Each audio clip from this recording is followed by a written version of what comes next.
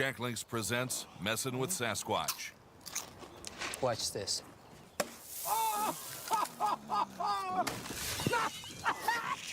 Don't mess with other snacks. Choose Jack Links jerky made with 100% beef.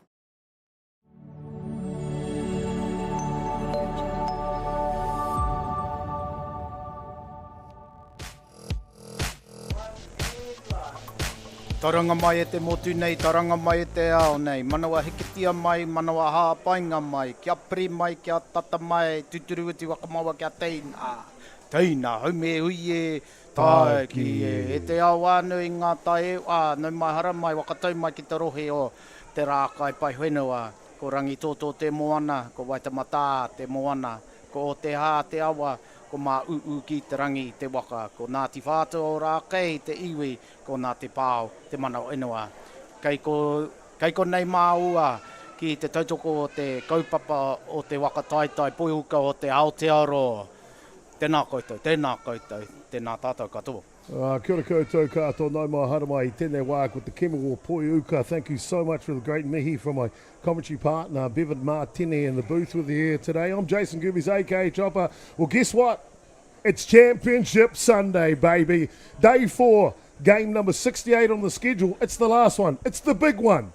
It's the men's grand final of the NFC, National Fast Pitch Championship, presented to you by Softball New Zealand, hosted right here at Rosedale Park by the North Harbour Softball Association. Great to have you along for it, and a big titanic battle here between the islands to see who will be national champion. Canterbury have earned the right to make the grand final against Auckland. Let's have a look at the two teams that are going to play today. Canterbury, they'll lead off. Their lineup has not changed all week. Bishop leads off. Elkins plays 2. Jackson Watt, Harbour and Lubowiski. That's the power and the order in the middle. And you can see Hamilton will be hitting in the 6th spot today. Watts, Caleb Stewart and Curtis Dove, the shortstop, round out their batting order. But when you look at Canterbury, how do you go past Ruben Elkins and Josh Harbour? Yeah, well, Ruben Elkins is the key right here. You know, if Ruben gets on, then it makes the job of them scoring some runs with Jackson Watt and Josh Harbour. Josh Harbour is a key right there. Obviously, you don't see Tyrone Bartarello, and that's due to injury. He got injured earlier on in the tournament, so which puts a lot of pressure back on those two, the 3 and 4 hitters of Jackson Watt. But Ruben Elkins is the key.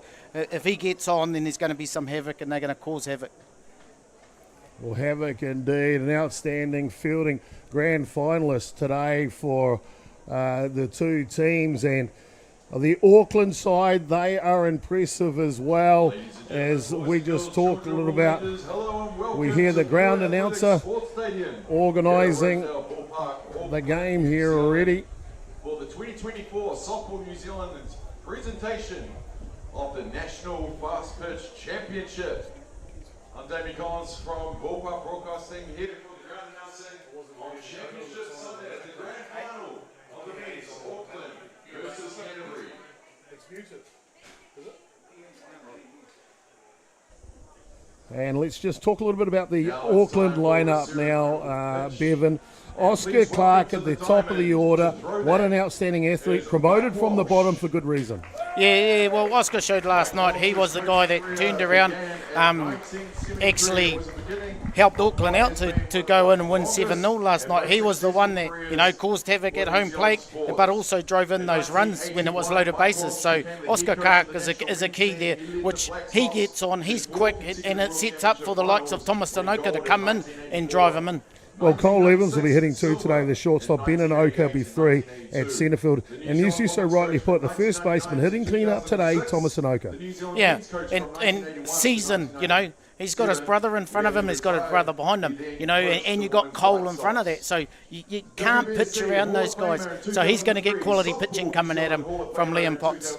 As we see Mike Walsh about to deliver the ceremonial first pitch. What can you say about Mike Walsh? Mate, what can't you say about, you know, Mike Walsh? He's done so much for our game in regards to the men for 17 years, and then take the women to the Olympics, and also the stuff. Passion for the game. He loves the game. You know, Mike Walsh. Oh, it's a rise ball.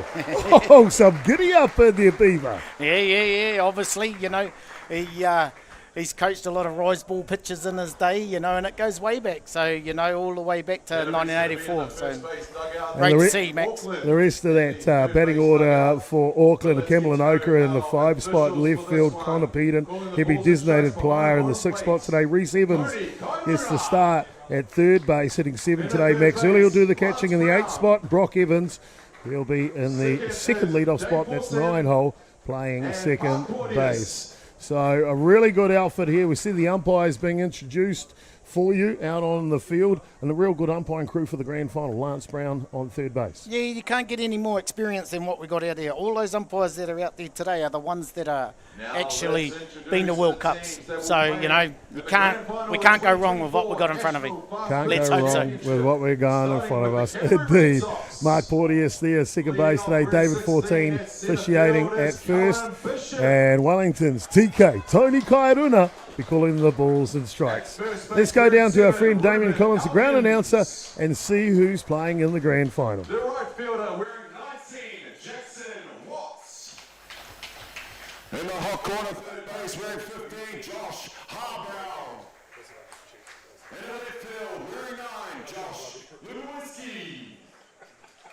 The designated player wearing 17 is Bailey Hamilton. Behind the dish, doing the catching, wearing 11, Cameron Watts. And at second base, wearing 6, Caleb Stewart. At shortstop, wearing 1, Curtis Dove. And on the hill, doing the pitching, wearing 14, Liam Potts. The designated runner, wearing 2, Jaden Potts. And the substitutions, wearing 10, Anthony Stewart. Wearing 12, Mitchell Finney. Wearing 8, Tyrone Butterillo. And wearing 21, Ben Watts. And please put your hands together for the Canterbury Red Sox coaching staff.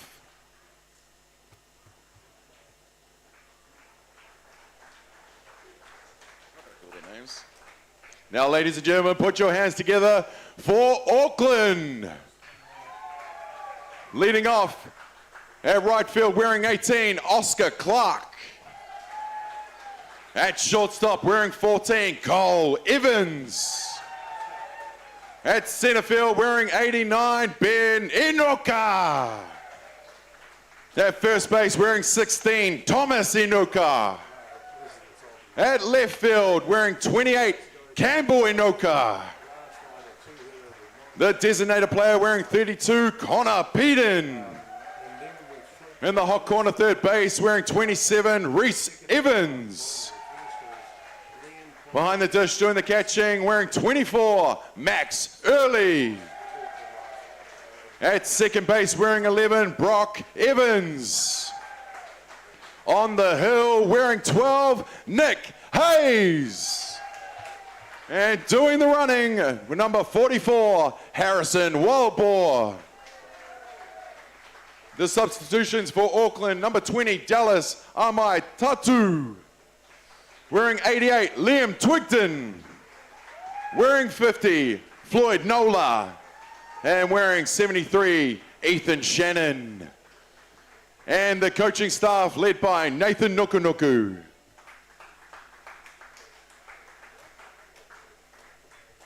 Now can everybody please be upstanding, remove all hats for the national anthem of New Zealand.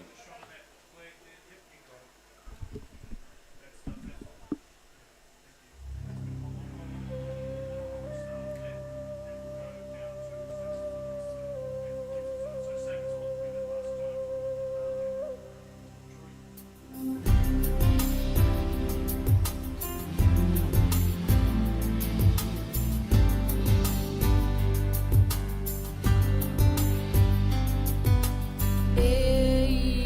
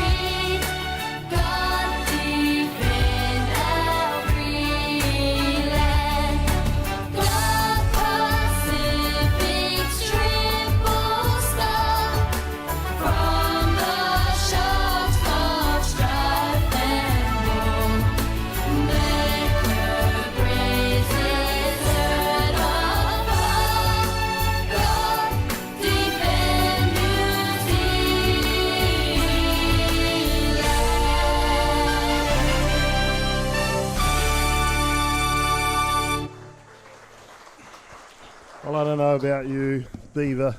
Every time I hear our great national anthem, it just sends shivers down my spines, mate. It's a fantastic feeling, isn't it? Yeah, definitely, Chopper. You know, it's those things that when you finish playing and you still hear it, that, you know, takes those memories back to the times that it did get played for you. You know, obviously it only gets played once at a national tournament, and that's if you make the final. So, you know, that's what it's all about. Karawhia. Karawhia, that's what it's all about indeed. And let's have a look at those two lineups as we're about to get underway here in the grand final.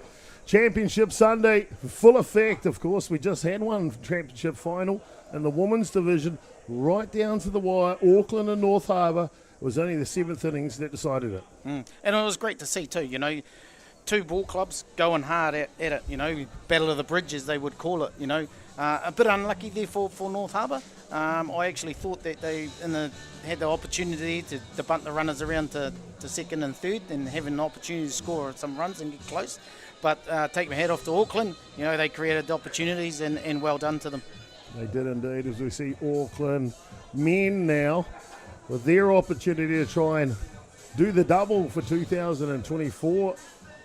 Both become national champions. Doesn't happen very often. Auckland, hard luck losers in the last NFC down in Christchurch, hosted, well, seems like a lifetime ago because it was in October, so about a year and a quarter ago type thing. And as they come out of the huddle, let's have a look at this defensive alignment for Auckland. Campbell Anoka, Benanoka, Oscar Clark, left to right in the outfield. In the infield, it's the Evans-a-thon. Reese, Cole and Brock, third base, shortstop and second.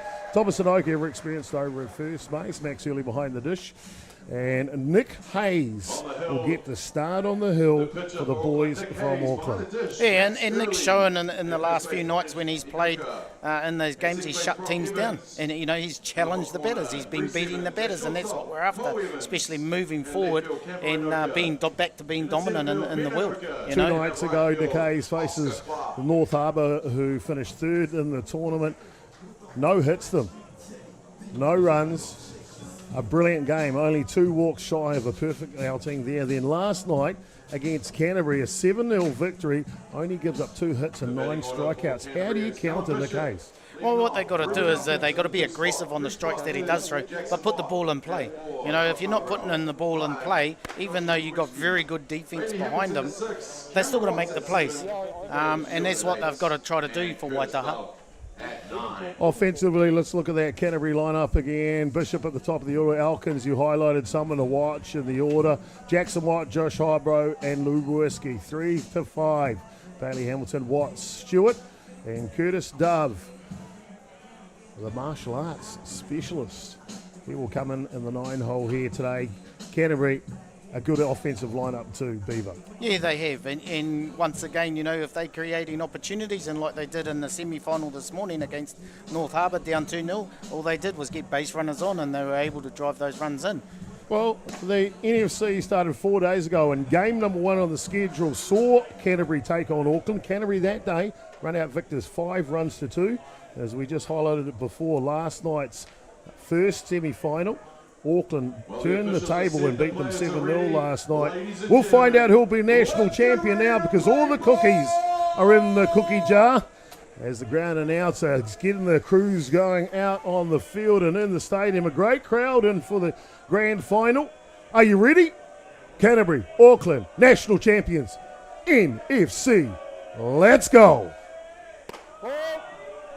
Here outside, first pitch ball, and Tony Kaiaduna behind the dish, mic'd up for us, a Beaver. Thank goodness we don't have to call the balls and strikes. No, definitely not, because it's so far away to call it from where I'm sitting. Hard hit ball will come off the bat of Callum Bishop. Callum Bishop has always been a good player, but boy, oh boy, in the last 4 years or so, hasn't he matured? And that's right, you know, he's growing in that leadoff spot for Canterbury, for Waitaha. And he's got all the tools. He's able to drop the bunt, he's able to slap, and he's able to hit for power. And that's what you want from your leadoff. You know, have a range of tools in his kete.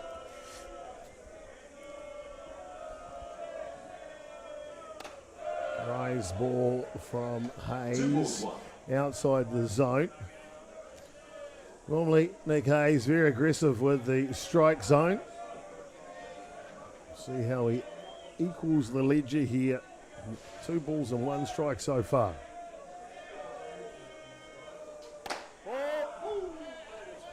I'd like to see him bring that rise ball on the inside. You know, I want to see him challenge those hitters. You know, keeping the ball away from them. You know, I want to see him come in tight. You know, not just be happy working on the outside part of that plate. I want to see him come inside. And this outside line managed to find it this time. Count now, Phil. 3 balls, 2 strikes.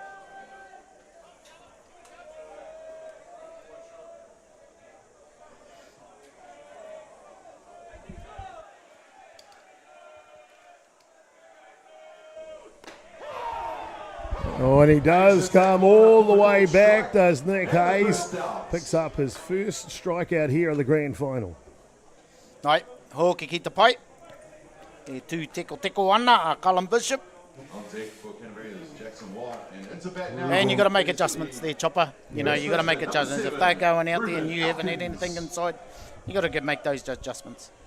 Ruben Elkins now. Starting first baseman. Not too many lefty starting lineups left in New Zealand either, Beaver. No, they seem to grow them down in Waitaha. You know, Why is that, Beaver? I'm not too sure. You know, even when we played, you know, they were all left-handed hitters. It was like, D-Lar? come on. D-Lar and the boys. Yeah, you know, Jason Kumoroa. Chicken. That's right, you know, and you had the Roths, and you know, and they were tough because when you play in the North Island, you don't get to see too many left-hand hitters, so you had to change your approach.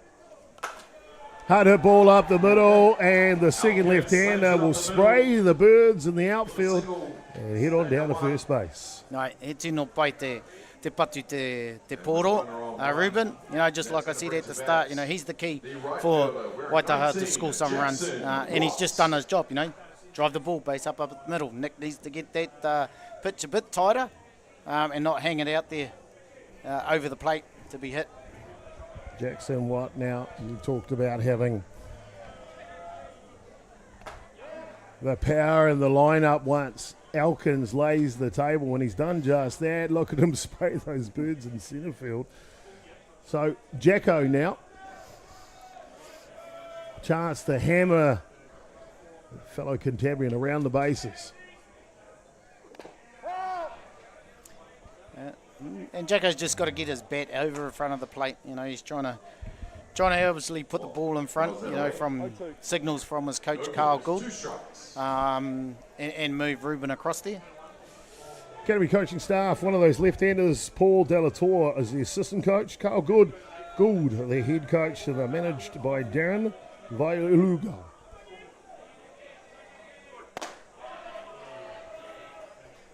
Good patience by Watt and Elkins. He's probably one of the most patient hitters we've got in Aotearoa, Jacko. You know, he's only just having a crack if the ball's right there. Late ball, 1, and they will convert the double play here, Auckland, and leave a clean sheet defensively here in the top of the first innings. The grand final's underway. National champion coming in 6.5 innings. No score so far.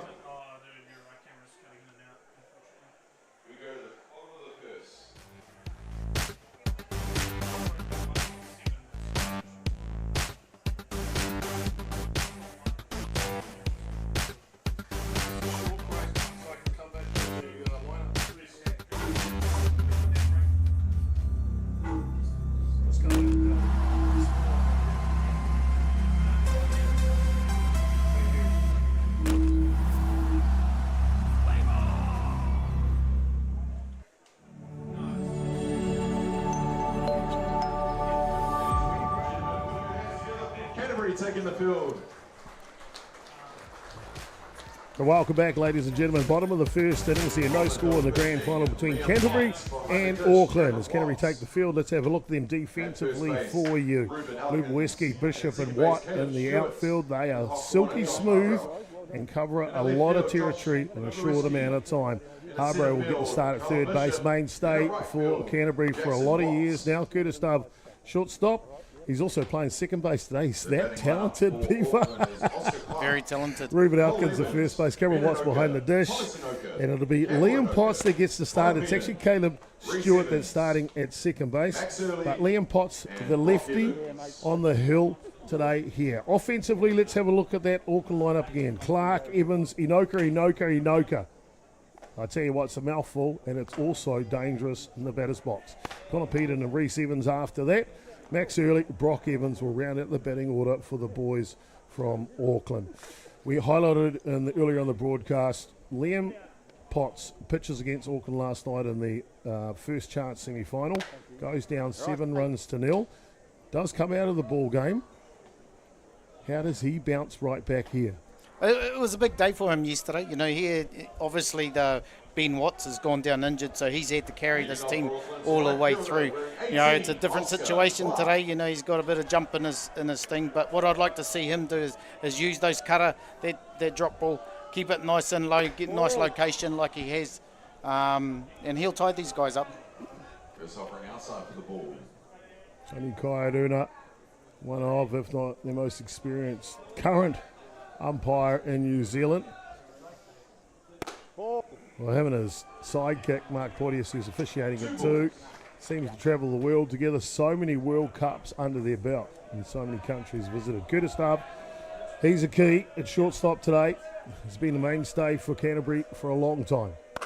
Hard hit ball. And it's a solid signal to get underway from the star, really, of Auckland this week. It's been Oscar Clark. Yeah, definitely. You know, he's spoke a bit about him last night. We had the opportunity to play for the Junior Black Sox, and you know the Junior Black Sox played in this tournament. Oh, yeah, that's right. And he got hit by a pitch and broke his hand, and he couldn't play in that World Tournament. But he's definitely got class. Oscar Clark has, and he's given Auckland the great opportunity right here. We're talking about representative duties. It's the New Zealand Black Sox coach now that'll step in to go to work. Cole Evans, so you see a replay of that solid piece off the batter Clark.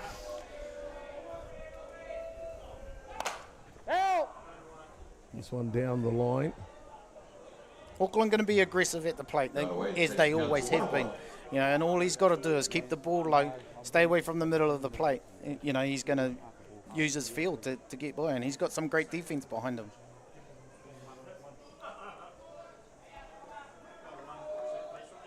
Well, there's a good question. A lefty pitcher against a right-handed hitting lineup. They've got one lefty in the lineup. What does the lefty pitcher have to do to be successful against so many righties? I'll tell you what, that pitch that he's just thrown there, the last 2 pitches he's just thrown to Cole, if he can keep that ball just cutting back in their hands, he's going to do very well with this aggressive lineup. If you're going to let them free and he's going to stay outside, he's in trouble. You know, he has to keep it tight to them. Off and running is Clark. Boy, there is nothing this kid can't do. And if you missed the semi-final last night, he does the tango, the shimmy shake. He comes around home plate to score, has to evade the tag, and then comes back into home plate after he dinks the catcher. It was a move I don't think I've seen before. Yeah, well, you know, I question Watermoo around it because obviously, you know, at any other base, if he runs that far out away from the tag and be away from it, you know, they would be called out because they've run outside that base path. And then also with him acknowledging for the runner to go and causing that sort of havoc. I had questions around that play at home plate last night because when the Cam Watts went to go and tag him, he was more than a metre away from him at home plate. So, you know, there was a technical call, if you could say. I tell you what there was, though. It was super bloody exciting. Like the kid created something out of nothing. And in the end, it felt like it was the moment that turned that semi-final last night. Yeah, well, he gave the opportunity for Cole Evans to go from second to third. And then it could have been an opportunity for Cole, as we know, Cole he would sneak home. Yeah. You know, gave that, what he did at home plate caused that sort of confusion around what was going on. Well, Clark at second base, loaded count here to Evans. And he'll punish it through the 5-6 hole. Clark will be on his gonna- launches, but the stop sign there with plenty of respect of the arm of Luborski in left field. Oscar Clark advances And there you to go, third. just a drive Auckland now ball with hit runners on the through that corners. 5-6 hole chopper. Will bring together the centre fielder wearing And then they just 89, keep ticking it over, none out. Atiawa. Keep bringing these hitters up, you know, these world-class hitters that they have in the team. Auckland, a team, as we see a replay, and you're right, he just punches it through the hole, doesn't he? Yeah, and, you know, like I spoke a bit earlier, if he's going to leave that ball thigh high, belt high, he's going to get hurt, and they're going to hit it hard. You know, he just needs to get it down there. As you see this ball coming in there, see? You know, belt high. He's got to be, you know, if he's going to be successful against this Auckland team, he's got to keep the ball low. The balance of the swing from Cole Evans is something to be admired. That's for sure. Coaching staff for Auckland, they're a good one, of course. Nathan Looker, the head coach. Gareth Pollard assisting. So Dirk McGregor. Joe Wilson in a support coach role. And Duncan Inoka is the manager. And we can't forget, of course, Christine Nuku is the ever-lovable scorer for Auckland. Mate, she's a stalwart. Who's going to knock her out of that position? She's been there, I think, when Mama you were Nooks. playing. Mama Nooks, she Mama was there Nooks. when you were ready, under 12s. A lovable lady, that's for sure. Runners in the corners here, one ball. And this one's inside, buzzing the tower. That's what I want to Oh. see too, you know. You want to see that. You want them to challenge. Get off the plate. There's the pie right there. Plenty of experience. Duncan Inoka on the right side. Fantastic to have their experience in the lineup. Ben Inoka facing. And this one cuts in on the top of the strike zone. Yep. There's Luborski. Yeah, I got a cannon, boys. Did you see that? They didn't run on me. Inoka waits for the delivery. And he goes yard, looking Lord. Ai, ki te tāwhiti nui, tāwhiti ro, tāwhiti pāo, mau, mau. Wow, oh wow, oh wow. Ben Inoka shows his class here in the first innings. And just puts it on a jet plane, sends it out of the yard. As you see the earlier replay, that thing was gone in a hurry, Bevan, and the big players step up at the big moments. That's long gone. It's a 3-run shot. Auckland lead 3 runs to nil. Yeah, definitely. It's all about location right there, you know. Spoke about thigh high, belt high. You know, if you're going to throw it there against the world-class hitters, then that's what's going to happen. They're not going to miss. Back-to-back hits here for Auckland to open their account against Liam Potts. And the third hit, the biggest of them all. Thomas Inoka now. You highlighted him at the top. I think I got the wrong brother. Well, wait a minute. You haven't said there's a bet yet. But, you know, and that's what Auckland's got. Auckland's got power. You know, and you have to be very careful, and you've got to keep people off the base path from these guys having the opportunity. And Thomas Inoka says, don't worry about my brother, as he puts a cliffhanger just short. Luborski's like, boy, oh boy, thank God that came down. The first out taken just metres from the fence. Here's that Inoka trot around. We've seen Ben Inoka trot the bases so many times over the years, not just here domestically, but also internationally as well, haven't we, Bevan? Yeah, for sure. And it's great to see, you know, great to see him back to full fitness and swing an aggressive bat. Well, the youngest of the Inokas now, Campbell, playing left field today. First pitch to him is outside the zone.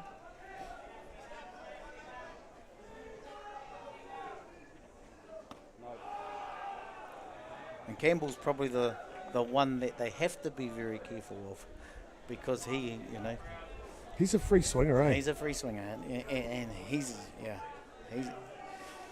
and that's what happens when you're the youngest. You get all the other stuff that the other ones missed out on. You know, he gets in it all.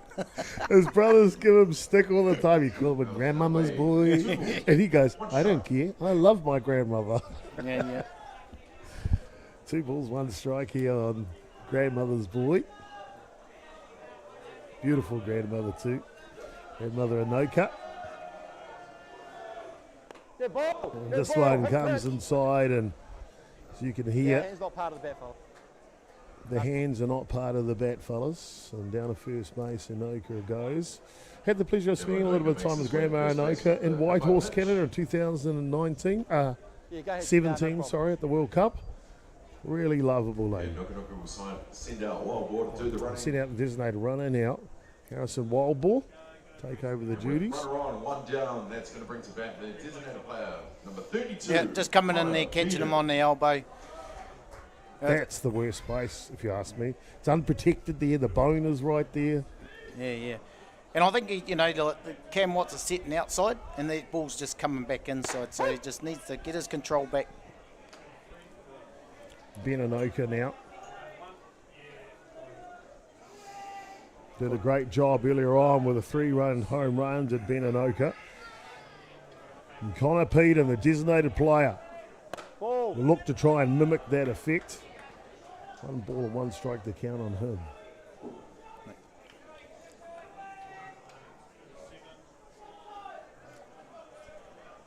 Hoi tahi, hoi kai tahi, ko puta kotahi. 1 ball, 1 out, 1 strike. I probably didn't get it the Yeah, same but- order as you said, but I think the same just.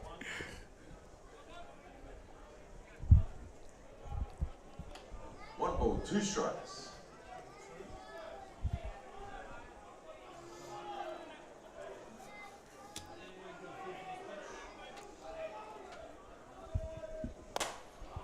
Hard swing. Upper. Yeah, upper, foul ball. Had the pleasure of introducing Terrell into the World Cup commentary a year or so ago when we hosted here.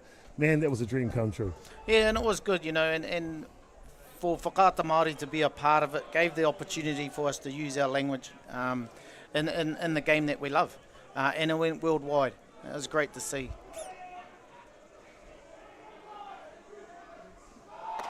Off and running on the pitch.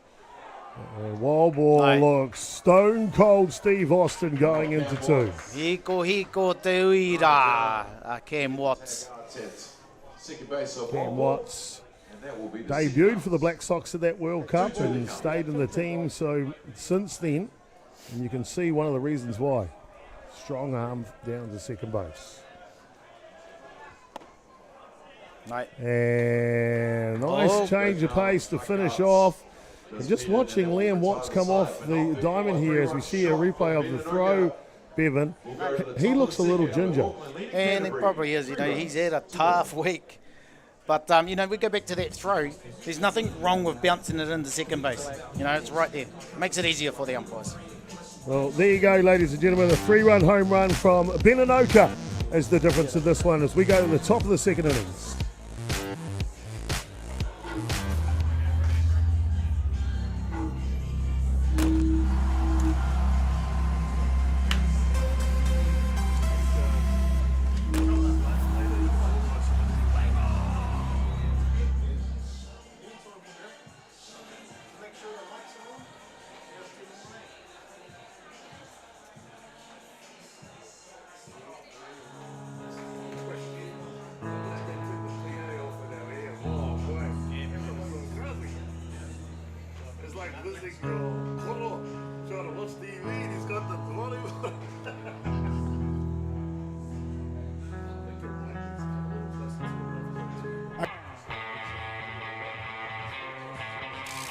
When it comes to the showdown,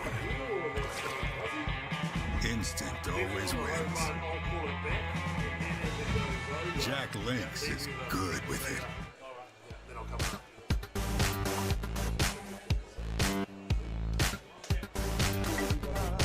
Welcome back, ladies and gentlemen, to Pure Athletic Sports Stadium here on Championship Sunday, the 2024 NFC, the National Fast Pitch Championship. Nick Hayes has been outstanding this week. So has Auckland. Just the one blemish, a game 1 loss to Canterbury. 5 runs to 2. Since then, Beaver, they've been unbeatable. And in that game, Nick never pitched. Nate threw the other guys that are in the bullpen, Leon Twigden, threw them, and Nick Canterbury didn't see him. Josh Harbour, Josh Luberiski, and Bailey Hamilton will be the first 3 hitters here for the Cantabrians. Affectionately known locally as the Red Sox.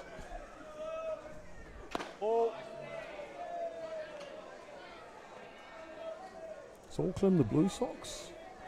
Yeah, I think they call themselves the Blue Sox. See people walking around with blue socks on. Yeah, it's a cool logo. Good on them. Good on both Canterbury and Auckland. Well, we've got to get a shot of that. We've got a new cameraman down at third base here on top of the dugout. And you know what? It's been a festival here, Bevan, for the whole 4 days at Rosedale Park. It's really been a treat to host the NFC.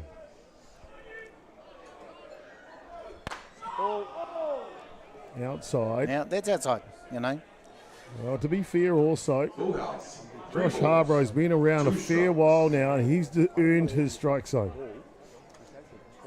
And you can hear Tony. Tony's like, bring it in. That's a ball. He's a great communicator, TK. Full count. That one comes off. And TK, we're talking about Tony Kairuna, the home plate umpire. He's right. He's one of those umpires that works with you as a catcher. He keeps the game moving.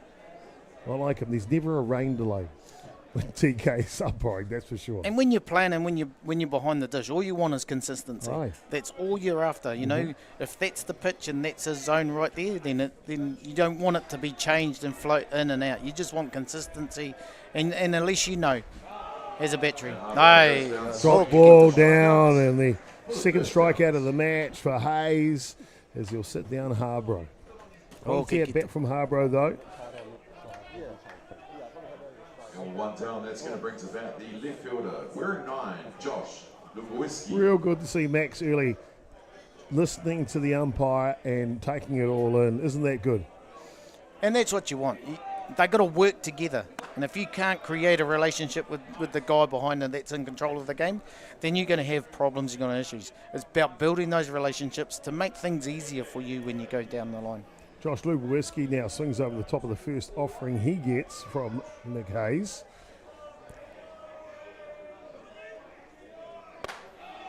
Swinging over the top of the next drop ball. Same place, same result. Well, I talked a little bit about Grandma Inoka and I'm getting to meet her in Whitehorse in 2017. Well, Nick Hayes was there as well. Won the gold medal for New Zealand.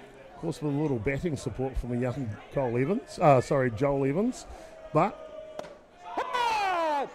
him and Pettit did a great job, and plenty of that. Another strikeout, 3 on the day now. Tu teko ana ho kikita paia Josh. And with 2 down, that's going to bring to bat the Disney player wearing 17. Just want to note, we get 2 different pitches here.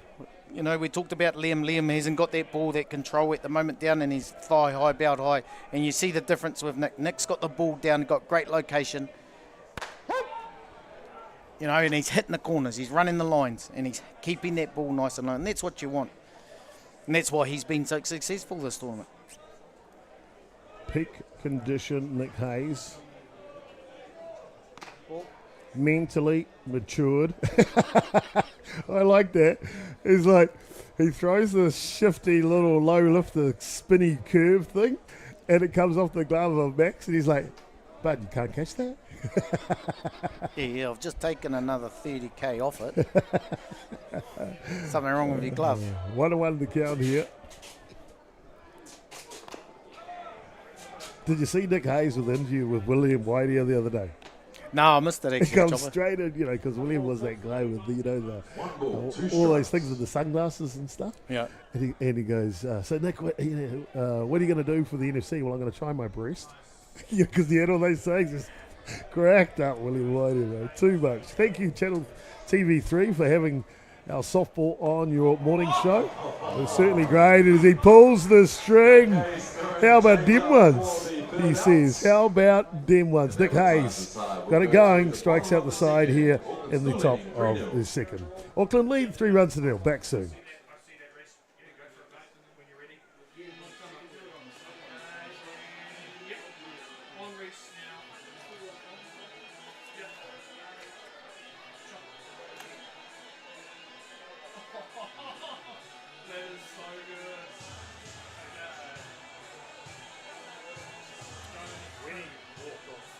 He was slow, didn't look comfortable. He mustn't see.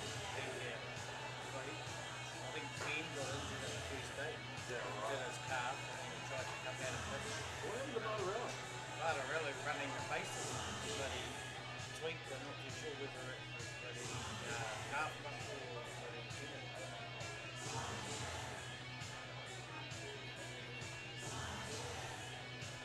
Did you hear that?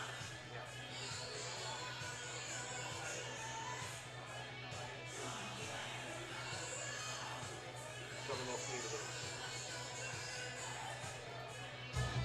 Welcome back, ladies and gentlemen, as you see the form of Liam Potts. Close one on the arm of Campbell Lanoka in the last innings. We're in the top of the bottom of the second innings. Auckland will get an opportunity to have their second crack at Liam Potts. And it'll be Reece Evans, Max Early and Brock Evans, the 7, 8, 9 in the batting order that'll do that.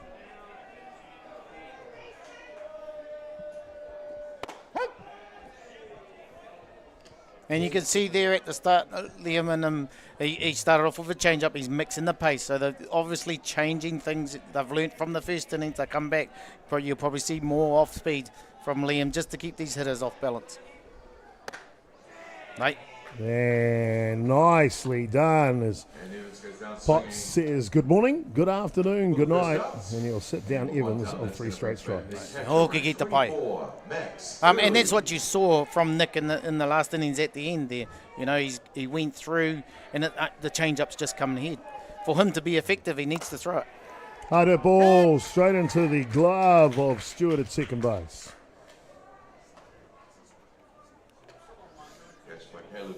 Two away, quick outs in the bottom of the second innings here.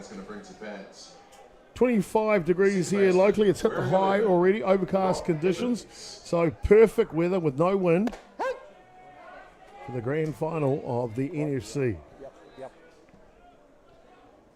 Brock Evans now off a very, very successful campaign with the U23 Major Sox New Zealand side at the World Cup in Argentina in the winter. Boy, wasn't he good. Yeah, and that, you know, and obviously with him making this team and coming out here, it's given him the opportunity to continue on and hone and improve his skills in top quality games like this. This one sails outside. 1 ball and 2 strikes now, the count of the youngest Evans brother. Rise ball's good. Finished off both strikeouts with a rise ball buzzing away. Maybe he's found his rhythm. Maybe he's found his funk. What I do know, the second innings was quick. Top of third coming up next. Canterbury trail by 3.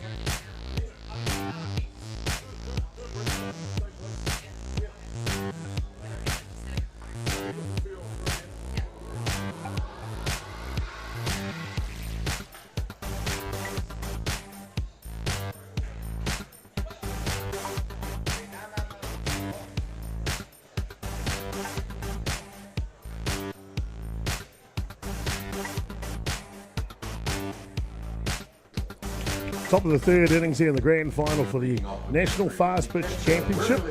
Just want to say thank you so much for tuning in on behalf of Softball New Zealand. Great to have your viewership from around Aotearoa, New Zealand, of course, around the world. First pitch swinging. The foul territory, though, is Cameron Watts. Watts obviously playing catcher today, had that good throw to second base defensively in the first innings to erase a runner. Really really love our viewership, loyal viewership we have around the country, Bevan. As this one goes high, climbs the ladder in the whole 2 strikes. How they're real supportive in their comments and ideas about implementing things. It makes stuff rewarding for the crew, that's for sure. Oh, definitely. Oh, ki kita paia, Cam And Watts. quick straight, he gets the strikeouts. And their first outs. With one down, that's going to bring to bat the second baseman. Wearing Rise 6, ball. Nice rise ball out of the zone, in tight. Doesn't need to throw a strike.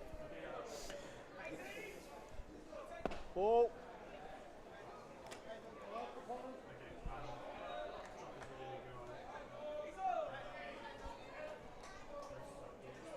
Poitahi.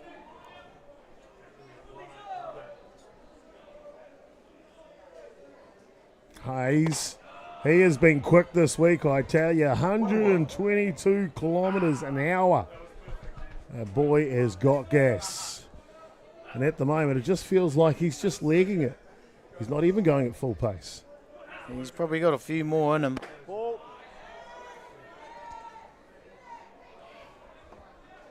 2 balls, 1 guys. I want to thank Broadcast Arts, Reese Duncan and his son Troy for joining Ballpark Broadcasting this week, bringing you those crystal clear shots as you just saw on the radar gun. And of course the super slow-mos where you see the puff of lime flare up as the cleats run around the bases and things. There's an example of it right there. How good.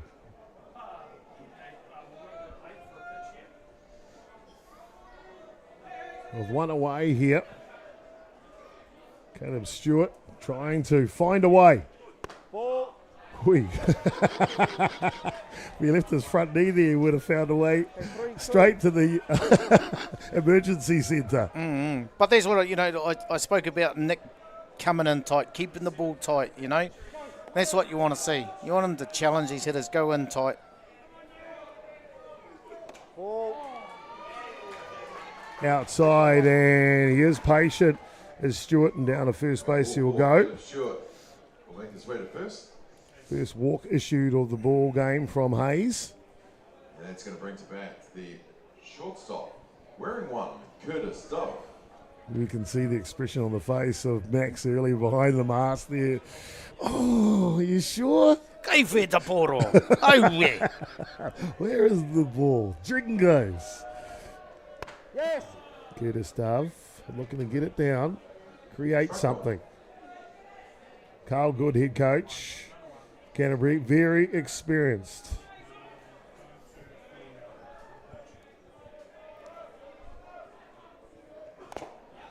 This one fouls off.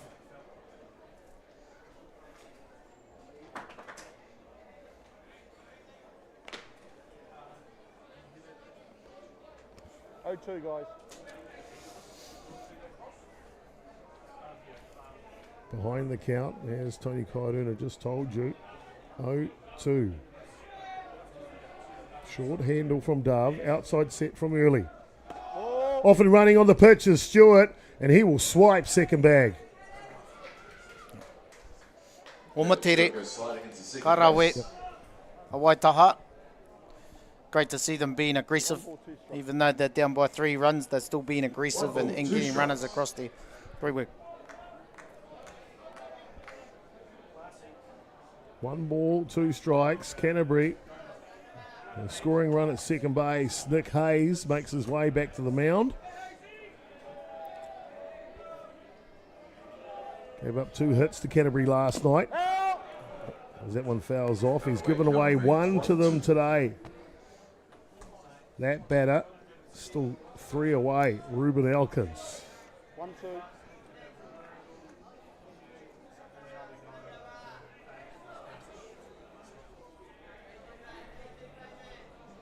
Yeah, 1-2. Yeah.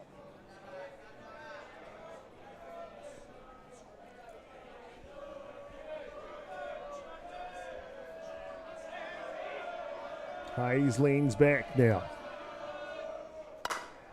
Straight back to Hayes. He'll go to 1 to make sure he gets at least an out. And in that particular case, there was no way for Stewart to advance to 3 anyway. Yeah, great play by Nick. Yeah, obviously, he got an out. He could have had an opportunity to get Stewart at second base there, but, he's in the box seat. He just needs to make sure they get out. Centre fielder wearing 16, Callum Bishop. You see the replay here. Pulled down the making Hayesfield. And the throw just a little bit stretchy. The experience of Anoka over there. Look how far Stewart's off second base. That's what you were talking about, an opportunity to get the lead runner potentially.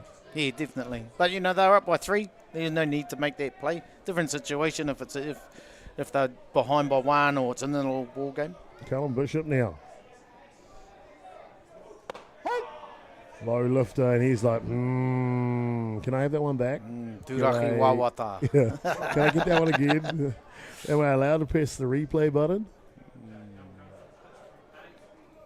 Ballpark Broadcasting and Atiawa Toa FM will give you all the replays. Don't worry about that.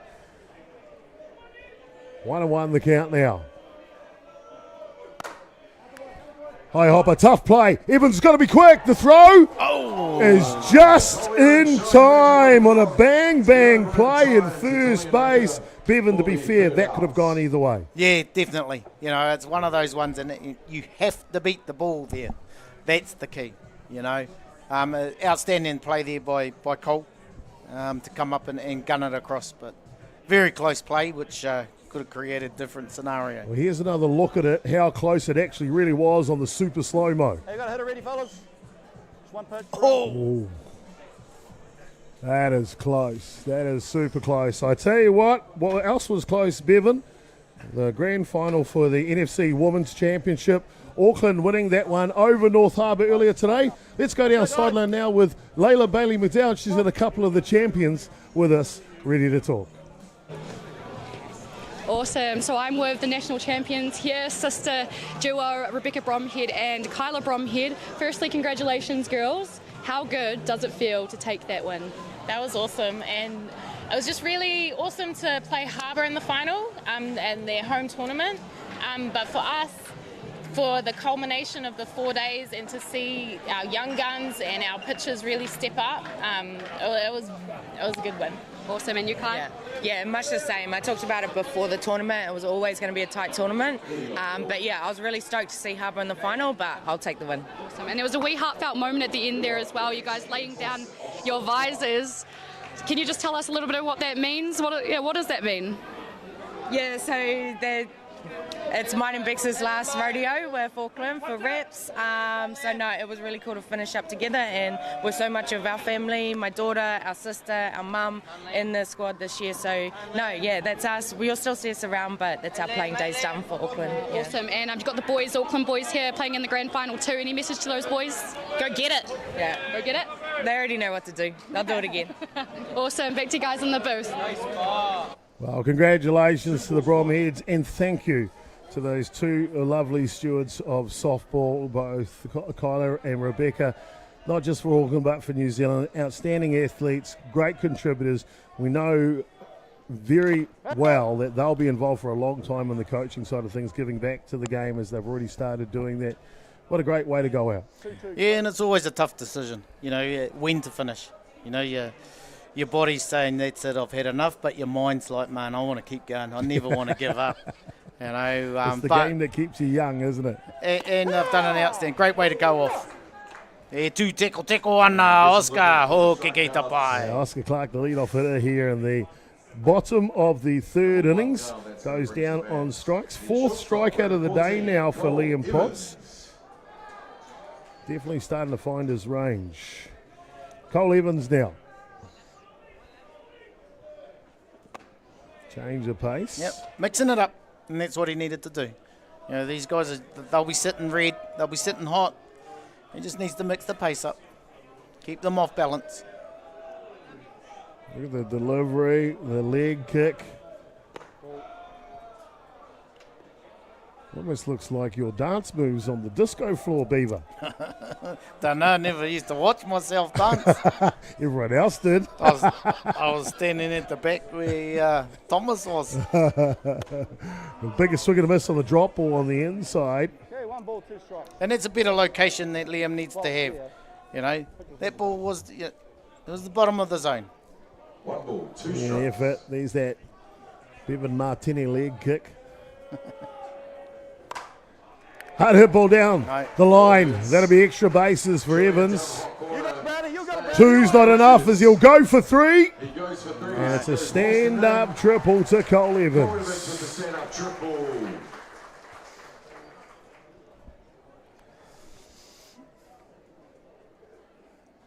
Yep, keep ticking over. Getting his way around to third. 2 hits in the ball game, both of them to left field. This one further down the line. Allows them to grab 3 sacks. Again, that balance of strike from Evans is impressive to watch. Beninoka, well, he hasn't done much. Just opened the scoring 3-run shot in the first innings. Hey. 9-iron.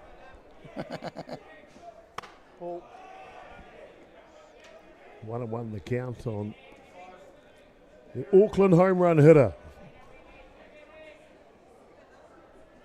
Beninoka, mainstay, lead-off hitter for such a long part of his career.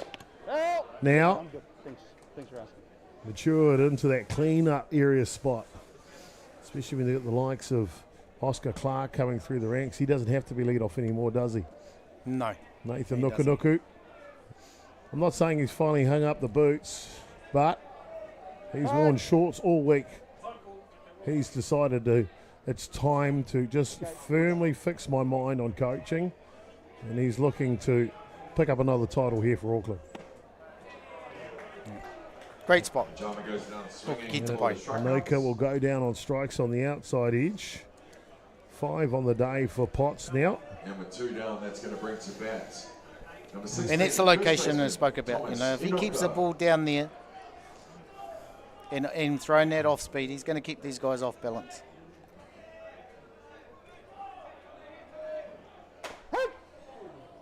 This one comes through the zone. Bends the back of Thomas Anoka in agreement. But never say a bad word, Thomas Anoka. Real gentleman of the game. Yeah, no, it's coming across the plate. Yeah, on the right height, yes. See right there? Another example. And I tell you what, any young players coming through could learn from Thomas Anoka here. Maybe 2 calls he's not that happy with, but utmost respect for the umpire. Great to see. Change of pace. Potts. Boy, oh boy, he's decided to take charge here for Canterbury and give them a chance. 6 strikeouts on the day. Now the game stays 3-0. More action to come here live from Pure Athletic Sports Stadium at the 2024 NFC.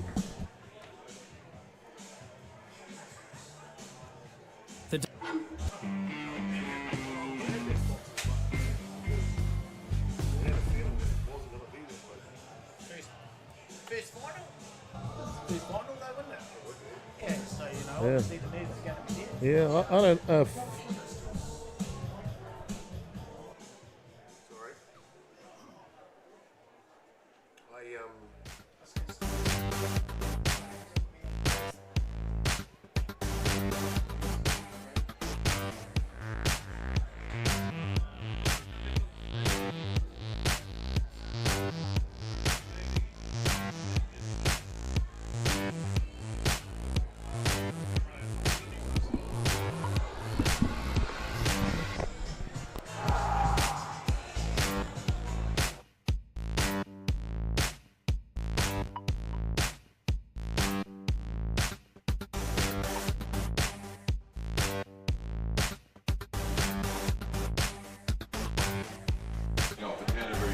And moving quickly here is Nick Hayes will fire away the first strike of the top of the 4th innings.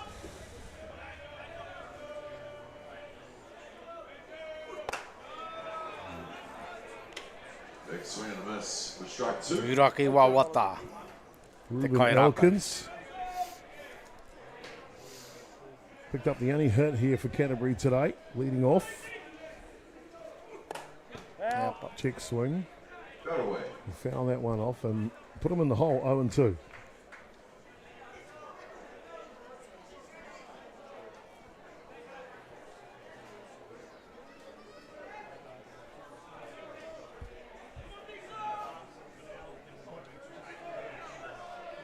Hayes leans back.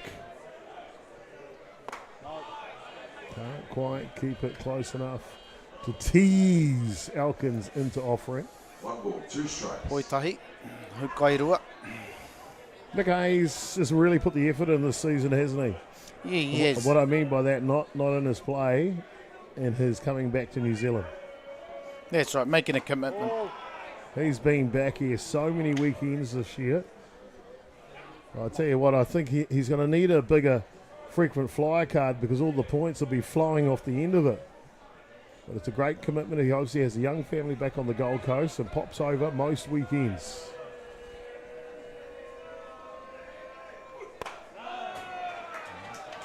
And there's a big reason why he's being rewarded here. He's been putting the effort in. A big strikeout. 6 on the day now for Hayes.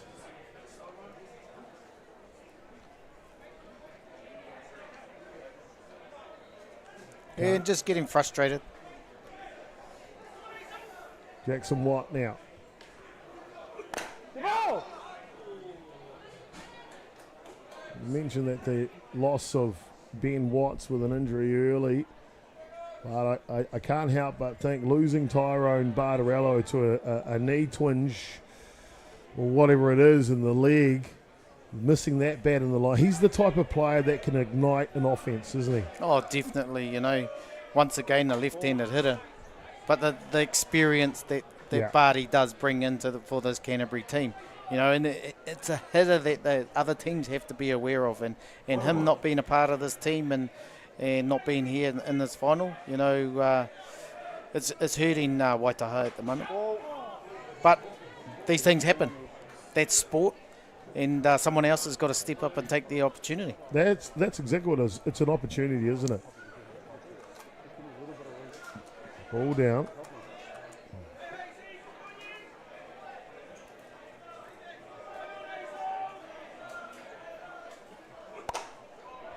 Meapa. It's one thing, you see the umpires, and I always know they want to be in a fixed position here as this one fouls off the bat. But if you have a catcher that moves a lot, sometimes the umpire can get quite exposed on that last pitch. You can see the whole of the umpire. I know they've got padding all over, but it's not much fun to stand there without a glove. No, definitely not. And you know, they're not allowed to move. They can't flinch. They have to stay there. You can see just there, and there's a bit of communication going on between the umpire and the catcher from Auckland. When he goes to the inside, he is blocking the view of the umpire, and the umpire is having to readjust his position. And I think that's why sometimes Auckland saying, well, wait a minute, was that a strike? Well, you've got to leave a clear view. Yeah. I went over the top. And you just got to make sure that you make the most of your opportunity for the umpire to see as much as they can. You know, even if he has to make himself smaller. That's what I'm thinking. If you go to the inside, then go down. Yeah, he's got to make himself smaller. Yeah. And a good pitch on the outside will finish it. The second out here. Oh, Kikita Paia, Jackson. To be fair, plenty of pitches there, Jacko. You had plenty of opportunities to drive one of them somewhere. From the hot corner, number 15, Yep. Josh Harbour. A bit of frustration there. But, you know, those 50-50 calls, you can't let them go, especially when you got 2 strikes on you. Anything close, you got to...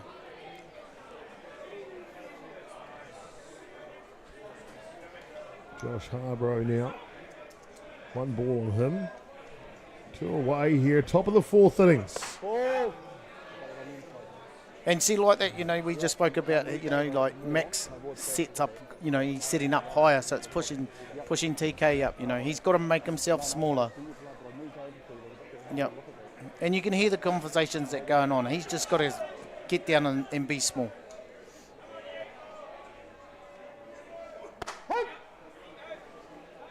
One comes through.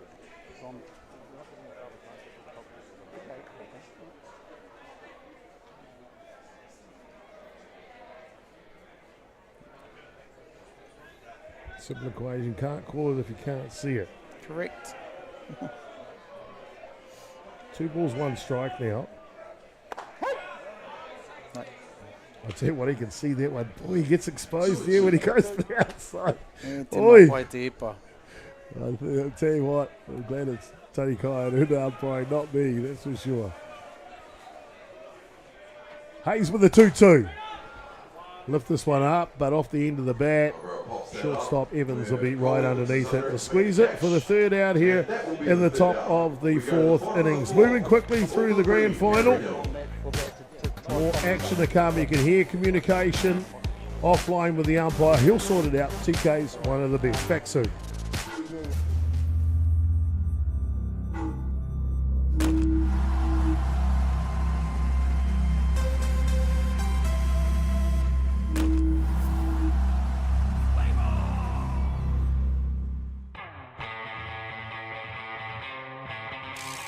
When it comes to the showdown,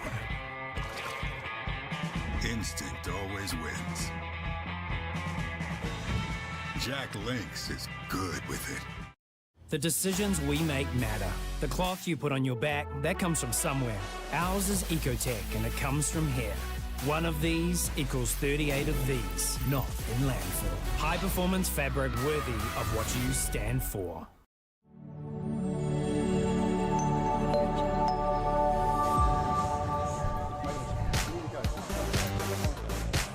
Bottom of the 4th innings here, no time being wasted, that's for sure, because we're moving quick through this game. I like that. Good game's a fast game, Beaver, don't you think? Yeah, and when you play an international ball, you know, obviously this isn't international ball, but you've only got a minute from that last out to take your 3 pitches, get out, get ready, and come on and move it along. So all they're doing is they're trying to move the game along, make it faster. None of those 3-hour marathon things. This one pops up. Just off the fence. Boys, stay away from Ropata, would you? Of course, the new crew member of Ballpark Broadcasting Atiawa Toa FM. Ropata, the robotic camera up on the roof. 1 strike, guys. There he is. Oh. Kia ora, Ropata. Tēnā koe. Great to have him along. E tū teko ana, Ropata. There he is. Got his little whare up there. Oh, baby, baby! Hei konei rā. Aere ki te tāwhitiro, tāwhiti pāo mau mau. Campbell Anoka takes the delivery and puts it on a rocket ship. Auckland lead 4-0. Here they are, the Onoka brothers. There's just 1 to go. Thomas, pressure's on.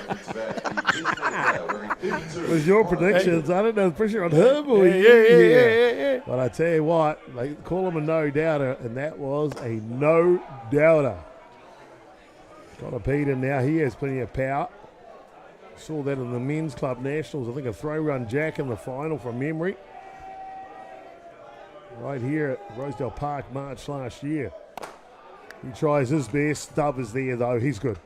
Right. And a great way to come back there, too, for Waitaha. You know, giving up that run and coming back, getting ground ball. Honestly, that's off the middle of the bat, full cut. It's halfway up the clubrooms, over the fence, which is around about 15 metres past the home run fence.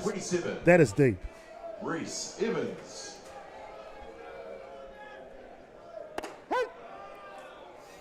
Reese Evans. What's the Māori word for no doubter? Aua, e whakaroa nai nei. Wicked. I'll tell you what, whatever language you want to call it, that's a big blast from Campbell Anoka. Reese Evans now. Trying to dunk one into the outfield, and he does. And he puts on the stop sign, air brake, first base, and will sit right there with a single. First base. Aye, and you know, there's a little bleeder. Those little bleeders, you know, they hurt you. But once again, getting on base, give an opportunity. Now batting number One away here, bottom of the fourth 24, innings. the catcher, Max Early.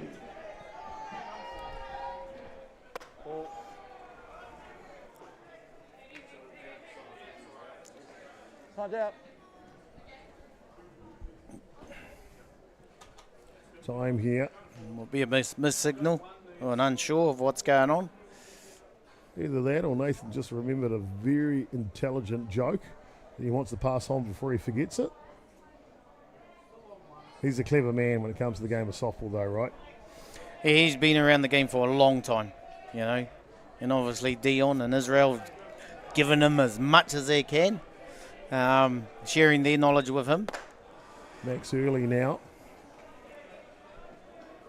takes the second strike through the zone. Oh, my apologies, 1 ball and 1 strike. Trouble should watch the fingers of Tony Kairuna one time. Ball down low. I think that's more my eyesight than anything else, Beaver. Oh, that's what happens when we're up in the clouds. Oh, that's a nice way of putting you're getting old. Well done, thank you. I like that one. Let's just say we're in a high seat further from the field. Good one. That works better. This one comes through the zone. I like the bend on that last pitch. Yep. 2-2. Great location right there. 2 balls, 2 strikes.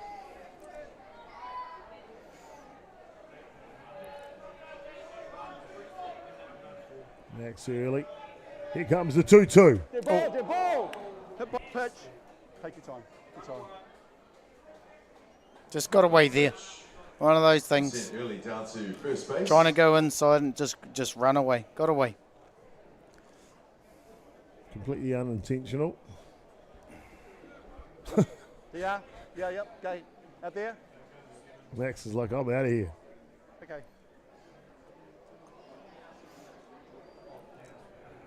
Max, you know what? You know how that feels like? Well, when you keep on exposing the umpire behind you, that's what's going to happen to the umpire. That's what TK should say to him as he walks past. Oh, anyway, he's a catcher. He's going to be a tough boy. He'll go in there and put his gear on and come right on back out. Brock Evans now. He goes to the first pitch, pulls it through the hole. One will come in, and they'll be coast to coast here. Auckland firmly in control here in the grand final. 5-0. Yeah. And they're just being aggressive. Auckland's coming out, being aggressive on those first 2 pitches. And great base running there. Ball's got hit to the right field, and that's what you want to do. If you're running on first base, you want to get to third because the ball's behind you. 5 runs scored off Liam Mays here in the grand final. I'm not sure who is the pitching relief with Ben Watts down. We saw Mitchell Finney come into the semi-final, and going down to the bullpen to loosen up for Canterbury will be Bailey Hamilton. He's in the DP role, so they can make that switch nice and easy. With 1 down and 2 on, that's going to bring to bat the right fielder wearing 18, Oscar Clark.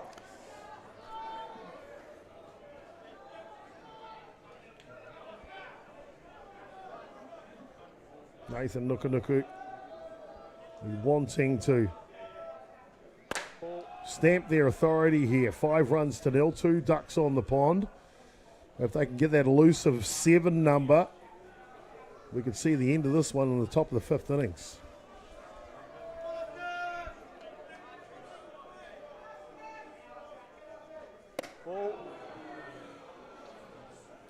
Just getting away. Oscar Clark started off with a single up the middle, the bottom of the 1st innings, then a strikeout, the bottom of the 3rd. Pitch is placed perfectly. 2 balls, 1. Bevan, you've been here all week, and of course now hired by Softball New Zealand, the high performance manager role. What have you thought about the 2024 edition of the NFC? I think it's been very competitive across the board. To see these games, and obviously they're playing 2 or 3 games a day, which is good. They need to continue to play. You know, you don't want to turn up to a tournament and play 1 game or 2 games. You know, you want to be challenged so that when you get to the last day, it's the fittest comes to the front, and if you've done the work, you're going to get there to the end. But it's been great, and obviously with the women here as well. You know, 4 diamonds going at once. It's been outstanding to see. But I said yesterday, you know, it's about our top athletes in our sports moving higher and keep moving higher for the younger ones like the Oscar Clarks to keep pushing up. Swing on the outside edge will retire Clark. To be fair, honest. Yeah, you go ahead. For the second outs. For the strikeout, will be the second outs. Auckland with 2 runners. That's been good, you know, and we want that to happen. We want those expectations to be high. We want the standard to be high.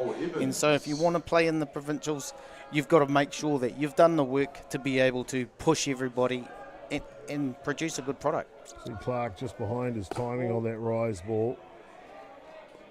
Cole Evans now. He's been real good.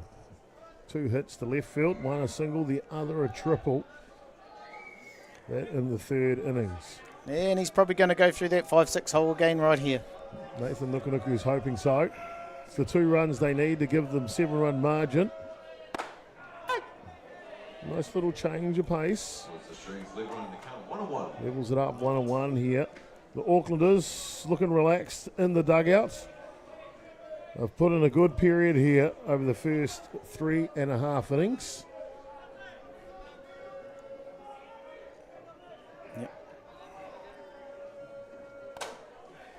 And Harbour will take this. It's bread and butter for him. Anything on the ground is an out. And an out it is. So they'll leave 2 runs stranded. The score will stay at 5. Led off by the Kemblanoka. Big blast over left field. Brock Evans adds 1 as well. Bottom of 4 done. Top of 5 coming up next. We'll see you soon here at the NFC.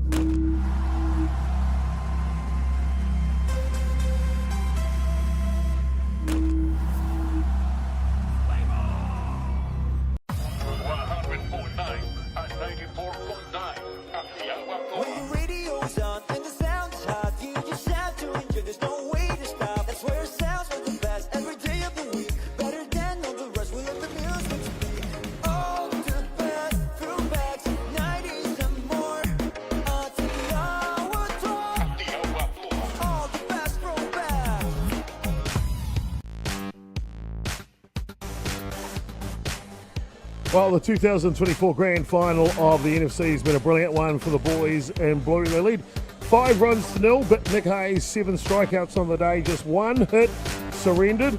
And the Aucklanders have had 2 home runs, a 3-run shot to Beninoka and a solo shot to Kemblanoka, sitting him in the box seat. Talking about the box seat, Nathan Nukunuku is in the box seat with Layla McLeod sideline right now. I'm here with Nathan Nukunuku, the head coach of the Auckland side. Now Nathan, you're currently up 5-0 going into the bottom of the 5th. Tell me, that first inning there with Beninoka hitting that home run shot over the fence, how crucial was that moment? Yeah, look, it's a big start. Ben's a world-class player, for one of the top players New Zealand's ever produced. So, yeah, just another hit, but to be honest, a bit disappointed we didn't carry on in that inning. Yeah, well, let's see how we go in the rest of this game, but it was a good start, yeah. Awesome. And what message are you sending to these boys now, currently? I mean, we're coming into the bottom of the 5th. Yeah, what message are you sending to them? Yeah, the main thing is our dugout. So just making sure our bench is engaged and behind our team. We've got a pretty good, solid 9. But yeah, sometimes the guys on the bench can be a bit down because they're not out there. So just really focusing on that at the moment for this game, because good bench support is going to get us across the line of defence. Yeah. Awesome. And Nick Hayes is having a stellar performance out there. What are your thoughts on his performance tonight, holding these boys currently to none? Yeah, well, Nick's easily one of the best pitchers in New Zealand. I mean, there's probably him and Daniel Chapman, and then no one else. So it's not a hard understanding with Nick. So that's what he's expected to do. If he goes bad, then probably people look a bit differently on him. But no, this is what he's doing, what he's expected to do. And veteran pitcher, one of the best in New Zealand, definitely. Awesome, yeah, definitely the best in New Zealand here, folks. Back to you guys in the studio there. Thank you. Cheers.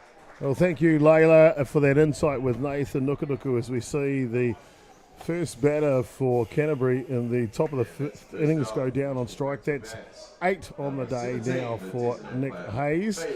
Interesting listening to Nathan Nukunuku. Of course, he was happy with the start from Ben and Oka, but not happy that they didn't kick on in that first innings. Yeah, that's right. They were up 3-0 with none out.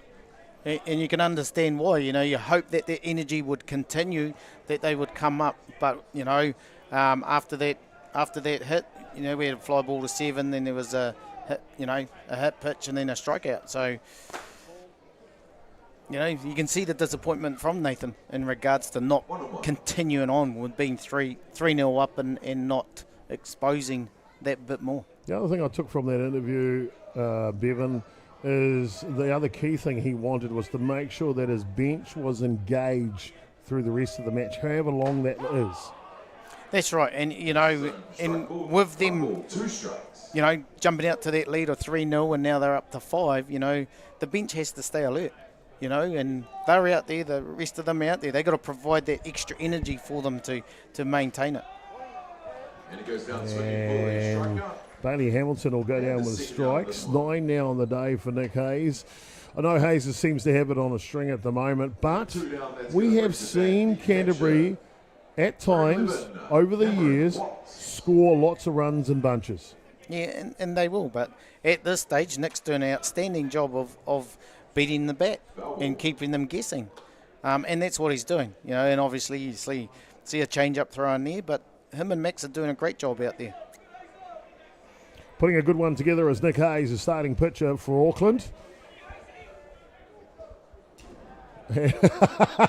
Just on cue, he throws a frisbee to row 56.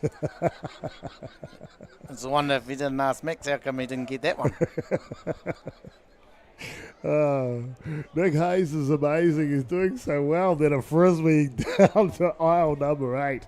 Wow, that's beautiful. He probably heard us. He did that on purpose, didn't he? Probably needed a bit more time, I would say.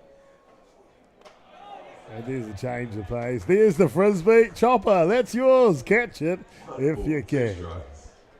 Max is like, what the? Where's that go? Come on, man. That wasn't for you, Max. That was for Chopper in the booth.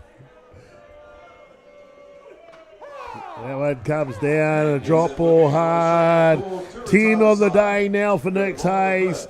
Firm control as they'll go to the bottom of the 5th innings. Auckland, will they finish it early? Well, we'll find out. I know Canterbury have got other thoughts, that's for sure. Nick Hayes. A brilliant one going on here in the grand final.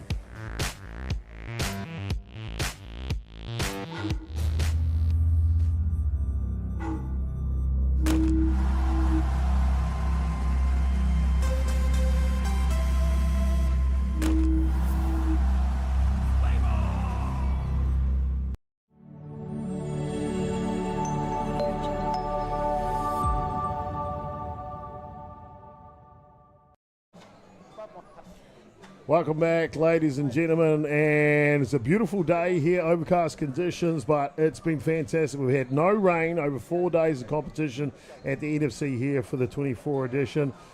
I'd like to say it's almost like that here in Tamaki Makaurau. Yeah, I'd second guess that because I saw a photo of the dugout turned into a swimming pool. This time last year, too. That big floods came through Auckland. Boy, oh boy, I tell you what, it was like, whoo, I want to stay in the top story. I don't want to go anywhere, and I tell you who else doesn't want to go anywhere. The head coach from Canterbury, Carl Good, he's down ringside. He'll have a plan on how to get back into this game with Layla Bailey McDowell. Awesome, I'm here now with Carl Gould, the head coach of the Canterbury men. Now, Carl, you're currently down 5-0 coming into the 6th. What are you telling these boys now? How do they get on that board? We just got to try and make contact, break up Nick Hayes' rhythm. He's throwing a really, really good ball game. You know, he's a premium pitcher. world class, and somehow we've got to just get some runners on and try and create some opportunities. No, awesome. And talking about amazing pitches, you got young Dylan Potts out there throwing it hard on the mound. How impressed are you on his performance this tournament? Liam Potts has been amazing for us. We had an injury to Ben Watts yesterday morning. Liam pitched 3 games yesterday. He's pitched a game already today to get us into the final. Without him, we were looking at probably fourth spot, you know. He's 20 years of age. He's getting some tutelage from Chub Tangaroa, and he's a bit of a soak. Anything he gets told, he's trying to implement and take in. He's going to be an up-and-coming star of the future. He will play for New Zealand, and he'll do really well. No, I totally agree with you there, Carl. Thank you very much. Back to you guys there in the booth. Yeah, but Carl, good. I tell you what, Carl's been around a long time, Bevan, hasn't he? He has, you know, and obviously listening to him in that interview, you know, the words that he said are, you know, giving credit where credit's due to Liam Potts, you know, he's right on the money, you know. If they didn't have Liam, then they would have been done, you know, and he was right, you know. Real humble man too, praising Nick Hayes' work here in the final, a fine premier pitcher, you know, giving respect where respect is due. You know, that's a sign of a great coach, if you ask me, and we already know he's a gentleman. Yes, that's right. You know, and he's one of our best as well. You know, ex-catcher, and we are. You know, we do praise. You know, and he's donned on the silver fern as well. You know, but that's Goldie. You know, that's him. He's a champion man. Goldie is. Champion man indeed. We saw Ben Anoka get on with the era bobble for the shortstop. As Liam Potts continues to work here on the hill to Thomas Anoka. Last chance, baby, Beaver. That one comes down the edge of the pipeline. Oh, they were just pitching around him. Being aware of one him. Anoka's hit a 3-run shot. One's hit a single shot. Chance for the third Anoka to hit a 2-run shot.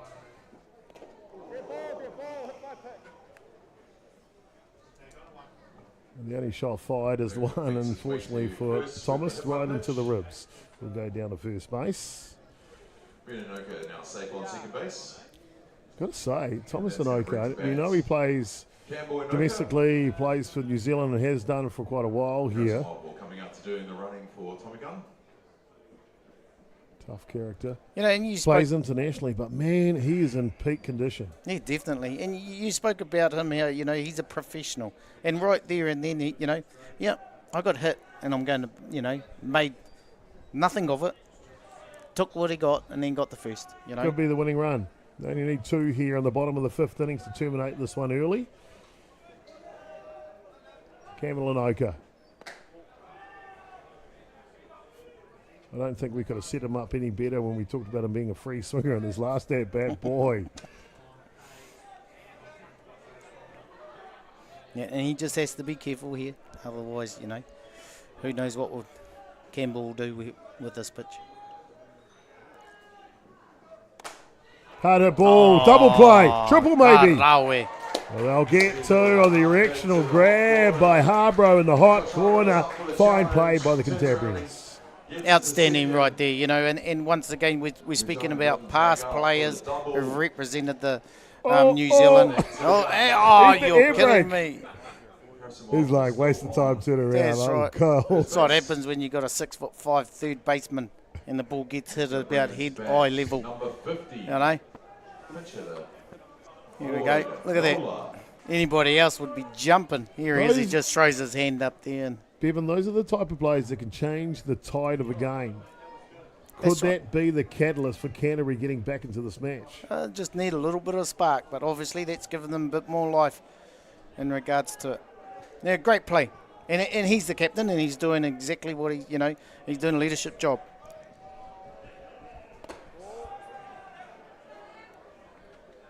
First pitch, a little bit outside to pinch hitter. Floyd Nola into the lineup. Coming in for Connor Pedant.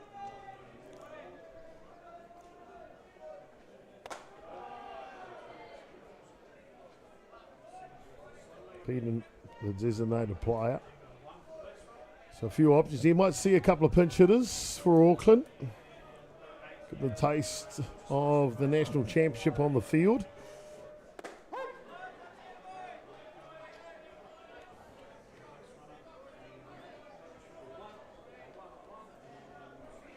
That one comes down. So 2 balls and 1 strike here on Nola.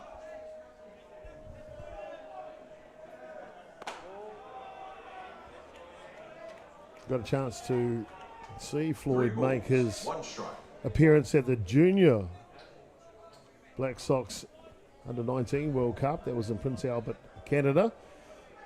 Made his lovely parents. I think his sister as well, from memory, and maybe a cousin came. There was quite a few of them.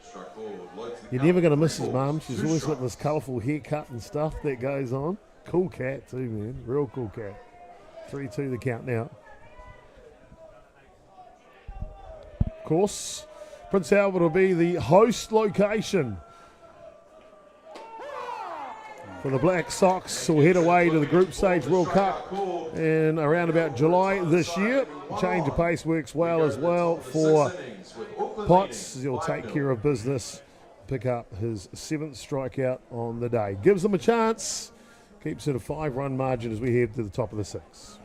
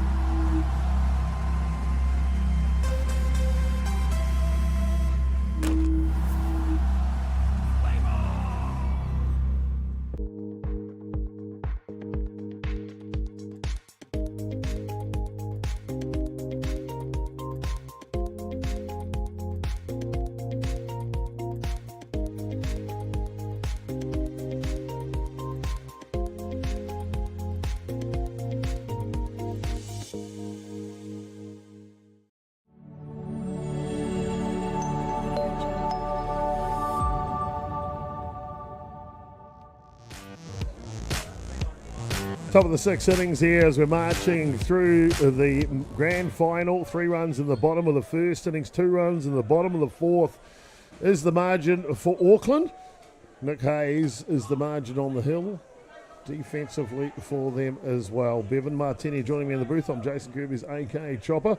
Great to have you along. It'll be Caleb Stewart, Curtis Dove and Callum Bishop 1, 2, 3 here for Canterbury as they will try to implement Carl Gould's instruction.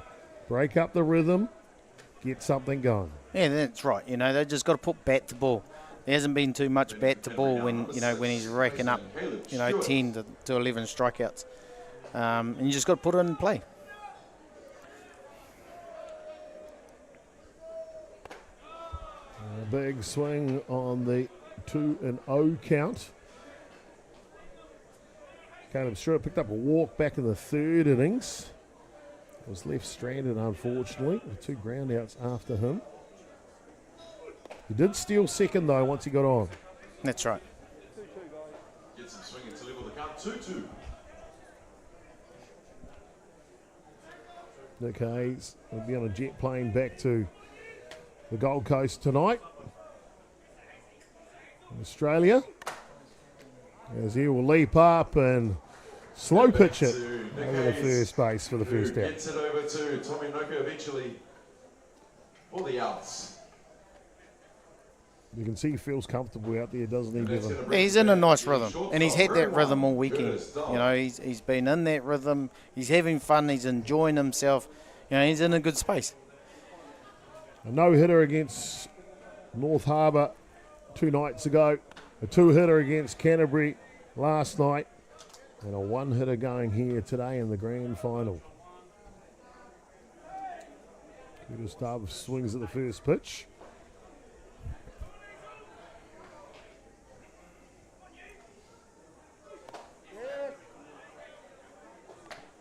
That running attempt, that's what he did last time. Unfortunately, the glove of Hayes was able to snabble the attempt.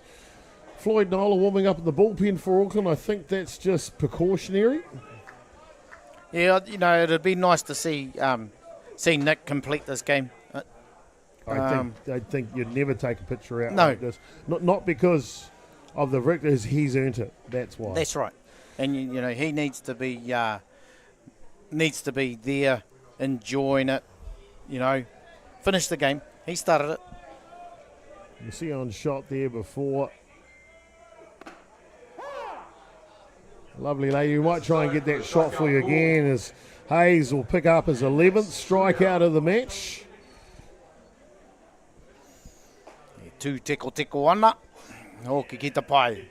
He's got it going on, checks his thumb and his finger. Oh, the lovely lady on the left-hand side is Tania Giles. Today's her last day on the job, and just want to take a bit of time to thank her for her contribution. 7 years she's worked for Softball New Zealand. A tireless worker, a neat person. Always, the man beside her is the ex-CEO, Tony Giles, a very, very hard worker as well. The two of them have given so much to Softball New Zealand, and I'm not talking about what could come in the future, but I can easily talk about what's happened in the past. The best CEO this organisation's ever had, in Tony Giles, and his wife has been top-notch as well. I just want to thank them both for their service to softball in New Zealand and around the world.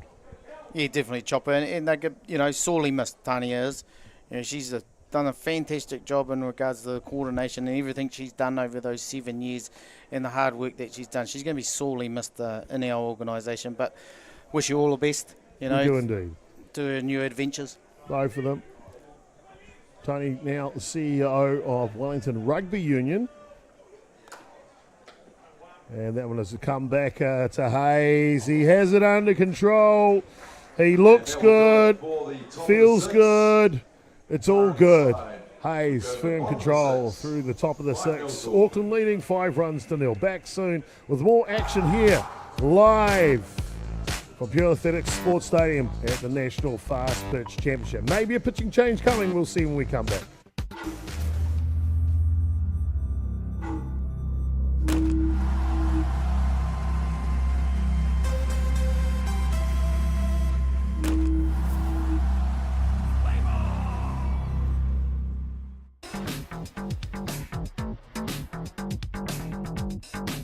Sometimes virtual reality begs for more reality. Jack Links is good with it. 104.9 and 94.9 Atiawa Toa. When your radio's on and the sound is hot, you just have to enjoy. There's no way to stop. That's where it sounds like the best every day of the week. Better than all the rest. We let the music speak. All the best throwbacks, 90s and more. Atiawa Toa. All the best throwbacks.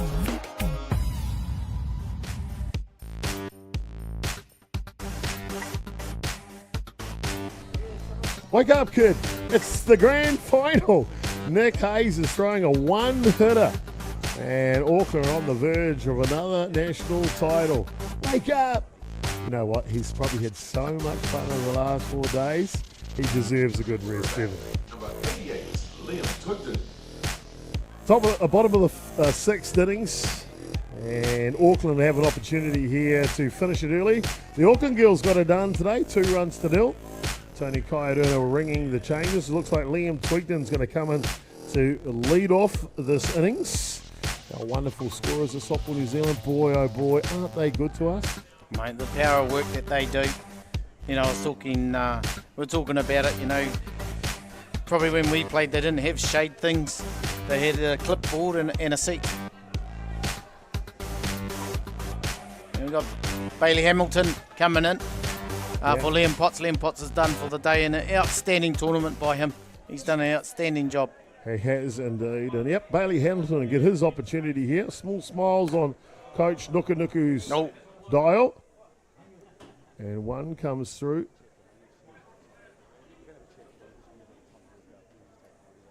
We're just making sure our umpire's out there. And yes, that one just got loose and away here. Liam Twigden was coming in, as you mentioned, for Reese Evans here to lead off.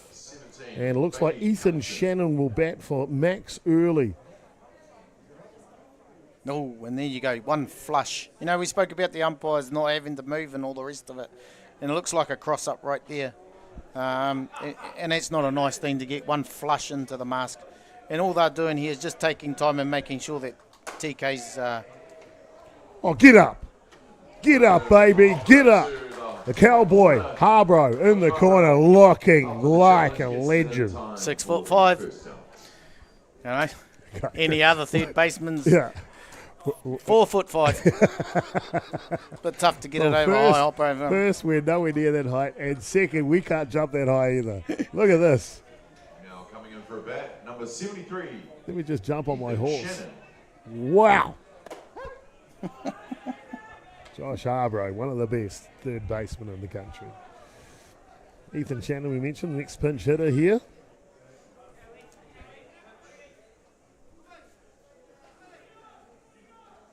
And this one will foul back. Comes from good stock, Ethan does. Doesn't he? He did happen to catch up with his father. John was like, I think I mentioned, he's obviously the son of arguably, if not the best left-handed pitcher this country's ever. Then straight away, you went, we're a rocket. And I told Heidi, I put a big laugh and smile on his face. Well, both of them were legends. Let's just leave it that way. And this young kid now carving his own pathway. Correct, that's right. He swings a very aggressive bat. And Heine would tell you he taught him that. Swing aggressive bat, get out there. Don't be cheated on anything. And he doesn't, and it's good to see. He went away with the major socks to Argentina. Sure did. And continues to impress. This one inside. 2 balls and 2 strikes now. The first time I saw Ethan, if I remember correctly, he was about 11 years old. Somewhere around there anyway. Hard swing. Pitching, naturally, at the time. Dad was coaching. And it was at Phyllis Street Reserve in town, and I got to meet the kids and come over and say hello to them. And he had the glove out thing, has Heine used to hold his glove out, whatever. He had that going on. I'm like cracking up, quite cool. And anyway, then years later, I'm like, hey, what's happening with the pitching? He said, I want to be a hitter. And hasn't he become one of those? Yeah, and in New Zealand, we need left-handed hitters, and we've never had it. We've always had right-handed hitters, and obviously, left-handed hitters with power is a good way to do. Patiently wakes out. A walk down to first base. As Brock Evan comes up to bat, Tony Kaidun has been a bit of a feature in this grand final. I've got a little funny story about him. Bevan, want to hear it? Yeah, well, might as well. We've got a bit of time. Okay. We're in Shanghai, China for the Olympic qualifiers. He was there as an umpire with Mark Porteous and the rest of the international crew there. Anyway, we'd come home from the ballpark on one of the nights of the tournament, and we were staying in this massive hotel, brand new, in Shanghai there. And I'd taken my bag up to my room, went to go in my room, and my card wouldn't work. I went, oh, damn, it's all erased or something. Oh, he's just fallen over, unfortunately. He just kind of lost his balance, and as you just heard there. Will advance to second base with the illegal pitch.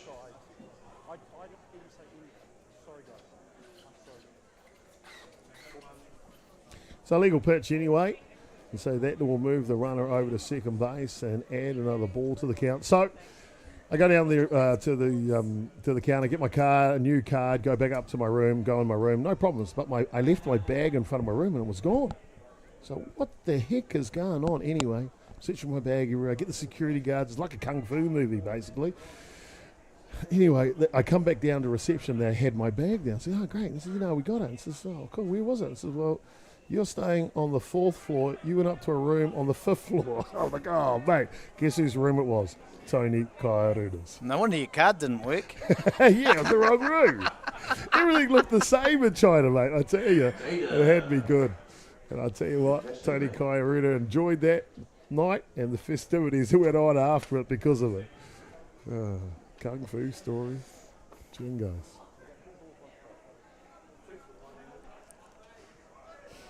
Two strikes, one ball here. Brock Evans still trying to finish this one. 5-0 in the bottom of the 6th innings. I'll tell you what, Bailey Hamilton looks good. Yeah, Bailey went away with the Junior Black Sox as a pitcher in those days, back in 2016, I think. So, you know, he's Harbour ball in the corner. A designated runner will score, and the margin now 6.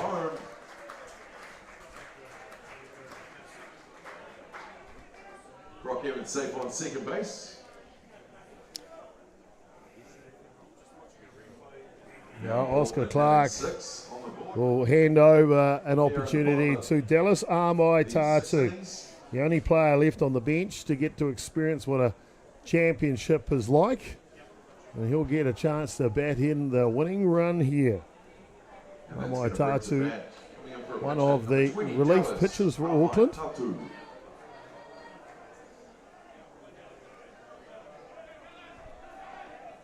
I guess with a scoreline like this, the luxury does come. And Nathan's just given everyone on his bench an opportunity. You know, he spoke about the bench being up, and he's just rewarding them.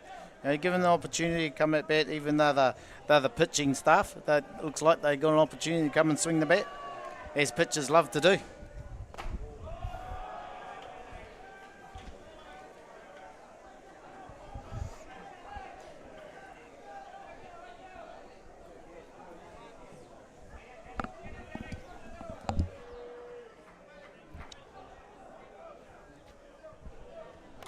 This one will pop up off the bat.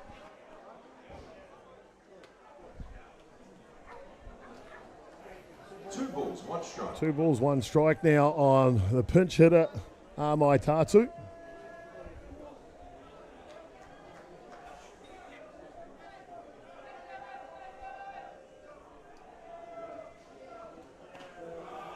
Ball down low. Hamilton trying to give the Red Sox an opportunity to bat in the top of the 7th innings.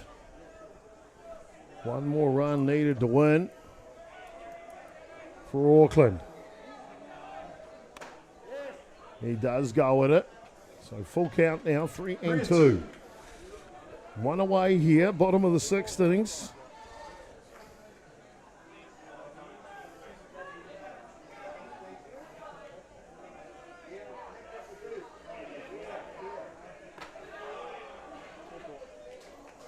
And it will be the 4th ball here issued. So Tatu's pinch hit will find him way to first base and maybe a re-entry here, and it is indeed. Clark will come back out to run.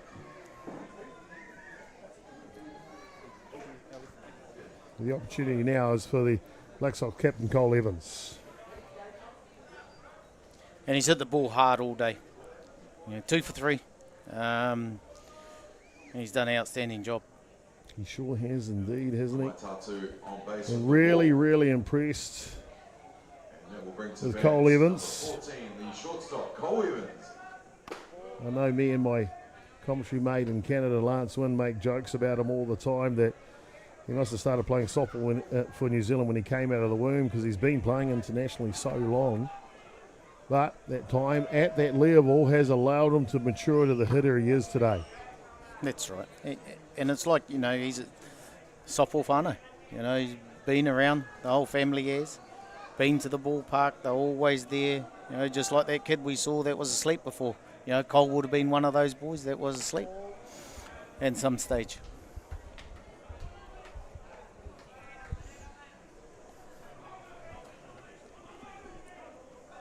Three straight balls here to Evans. This one comes down the tram line though. 3 balls, 1 Well, you've got to be impressed with what Auckland put on here offensively today as well. And defensively on the back of Nick Hayes. That's right. You know, on paper, probably the best side that's here. But you still got to go out there and produce it. You know, do, don't you? Yeah. Doesn't matter if you might be the best on paper, but you still got to go out there and produce it and still do what you need to do. Beninoka now will get an opportunity with loaded bases, one down here. The bottom of the 6th innings to win a national title for Auckland.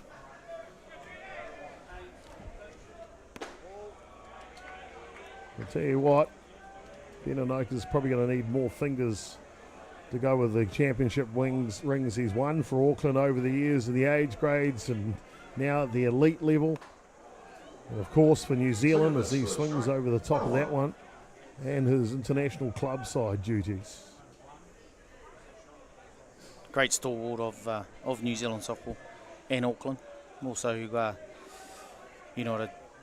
I'd love to see him write a book of his stories, 2 balls, 1. of his times playing in different places around the world and how he felt about different moments of his career. And he's had plenty of experience. Hasn't He's had those, those trips away. Well, let's talk about 2017. He damages his ankle on a slide in the second base and can't play the rest of that tournament. Had to watch it from the dugout the whole way through. Yeah. And, you can't do much about that. Those are the things you play. If you play the level and you play like Ben does, play to win, those things are going to happen to you. 1 run needed here. They're down to the last pitch.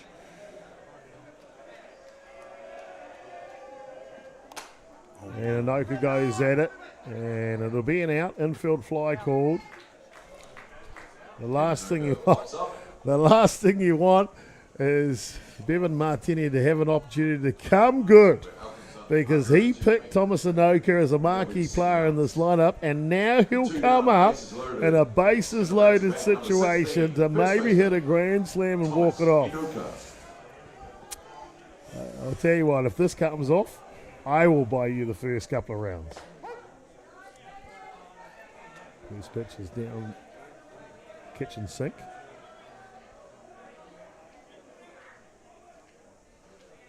Bevan Martini joining me in the booth, quietly contemplating the opportunity.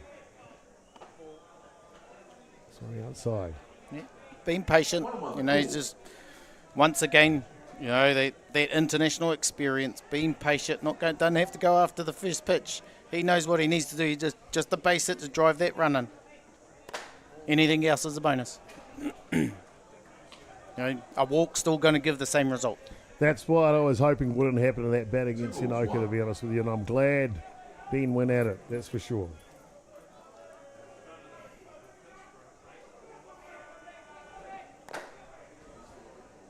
Well, there's been some wonderful people involved with the tournament this year. Of course, the tournament organiser here locally, David Glandis. The two that have been manning the tournament office on behalf of North Harbour Softball, Bridget Baker and Chris McCaw, have been tireless workers here this week. Eugene Gilbert, the New Softball New Zealand delegate here. Widamu Tamaki, the chief umpire, Lil Nātana, the chief scorer. Lynette Leithart, statistician, and Tracy Torpia. Boy, oh boy, I love that woman. How many people would come and have their birthday at a ballpark? I know. Current Black Sox scorer too. She's the IT scoring technician here for the week. It's been great to have them supporting, of course, the Softball New Zealand office here in full force this week. This one pops up. Go foul out of play. Count will remain 2-2. My commentary partner Bevan Martini, the high performance general manager, is here. Eugene Gilbert, man, we can't do it without him. He is the glue that keeps us all together. The national event teams manager. Chris Gates, the administration manager, he's been working hard this week as well. Of course, Tanya Giles, the work that she's done. And the interim chief executive officer will get to watch a fly ball catch just in front of the fence, Vaughan Dennison. And we will go to the top of the 7th innings. Bevan, what happened there? 3 outs for the game, Chopper. It is indeed. Top of the 7th coming up next. Auckland in command of the grand final, 6-0.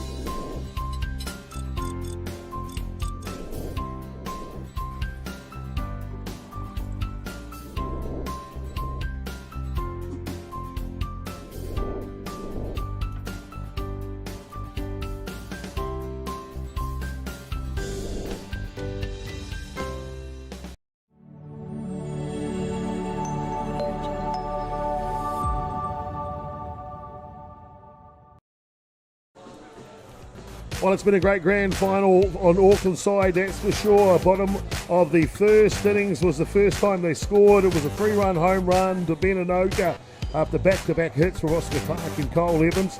Fast forward to the fourth innings. And then a lead-off home run to Camelinoka. No doubter for Brock Evans.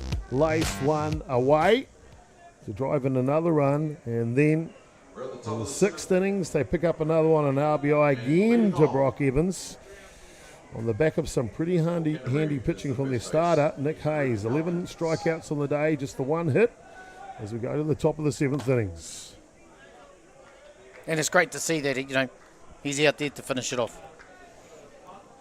Well, he's finishing off in front of the top brass. Patron Bob Leveloff in attendance this week. The president of Softball New Zealand, Linda O'Kane, she is here. And the chairperson, Juani Lambert, still waiting for hello, Mr. Lambert at some stage. That'd be nice, but he's here somewhere. Rebecca Annan, she came for a cuddle. She's awesome. Love her.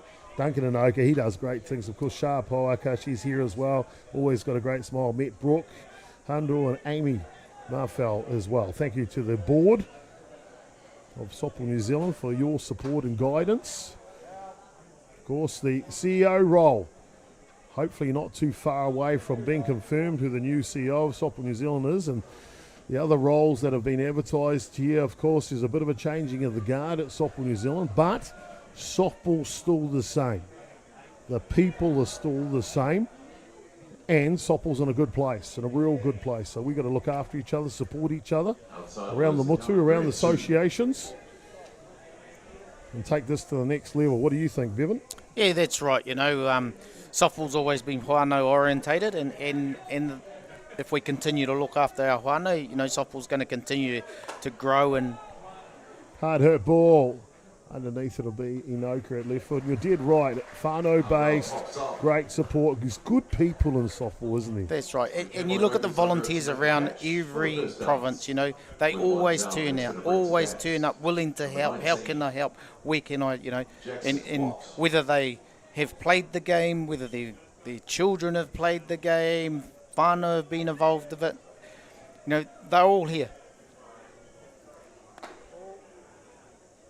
And I think the great thing that, what you see on Saturday, Chopper with North Harbour, having one base to play your softball. Saturday morning softball, you had all those younger generation out there playing, seeing at the top of the women and men aspiring to be part of that. And the next minute they're all partying, walking around and seeing all the people.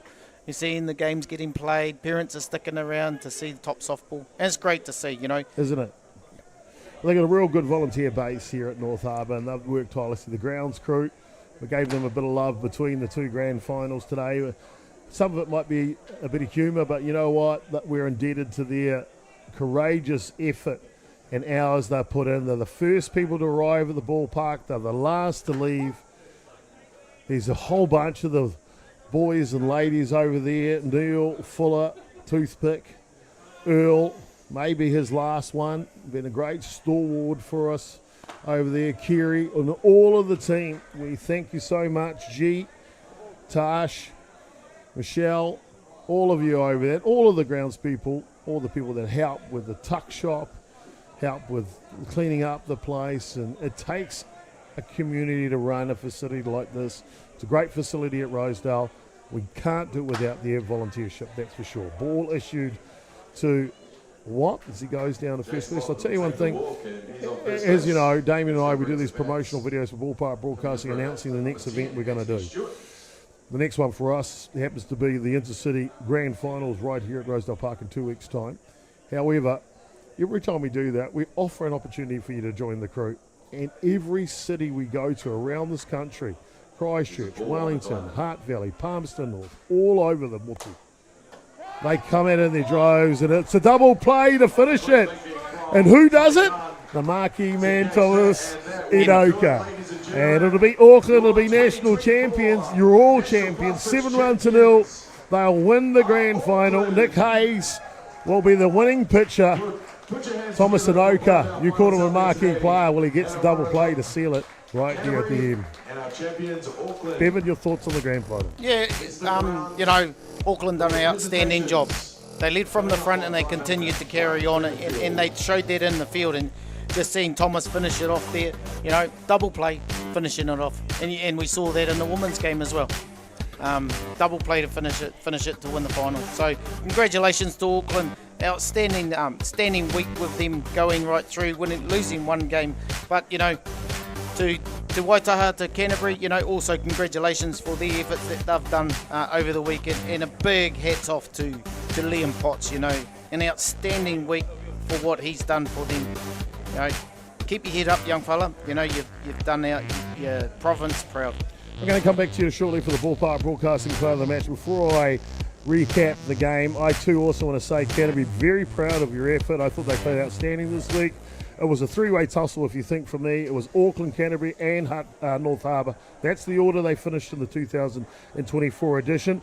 Auckland, well, they were good from the get to the go. 3 runs in the first innings on Ben Inoka's 3-run shot. And then, fast forward to the 4th innings where Campbell Inoka lifts one out of the yard. Brock Evans gets his first of 2 RBIs, the second coming in the 6th innings. And then simply Nick Hayes just slammed the door shut. And simply outstanding indeed from what he did today. 11 strikeouts from Hayes and just the one hit. An outstanding performance. Bevan, Ballpark Broadcasting Player of the Match? Yeah, it's tough to go. It's probably the Auckland team, to be honest with you, Chopper. When you look at the defensive side of it that Nick Hayes has done and Max behind the plates, that they did an outstanding job. But also, on the offensive side, you had guides come up. It wasn't just one person that led it away. They all got their hits. They all come up and drove those. The team Auckland, they're the ones that produced it. It is, isn't it? Emphatically. And so, of course, an outstanding job there. Auckland were brilliant. Did a fantastic job indeed. And I'm so impressed. Yeah. Well, my player of the day, I got to give it to Ben Inoka, but also, there's also, Nick Hayes shutting them down. The strikeouts that he done kept them off base path. So, there's two people right there. That's a co? As a dual winnership? Yeah. The Ballpark Broadcasting Player of the Match, the grand final? But if I had my way, I'd give it to Tommy because he completed the game. Well, but no, defence wins championship, Chopper. You got to give it to Nick Hayes. Nick and out there, shutting them down, keeping them off the base path. Well, there you go, ladies and gentlemen. The Ballpark Broadcasting Players of the Match. It is Ben Inoka with a 3-run home run in the beginning of the match and 11 strikeouts, 1 hit. Game winner on the hill, Nick Hayes gets the victory here for Auckland. We'll be back with some reaction sideline and all the action in the prize giving. Don't go anywhere. Auckland win the championship. They are the national champions for 2024. 6 runs to 0 over Canterbury. Back soon.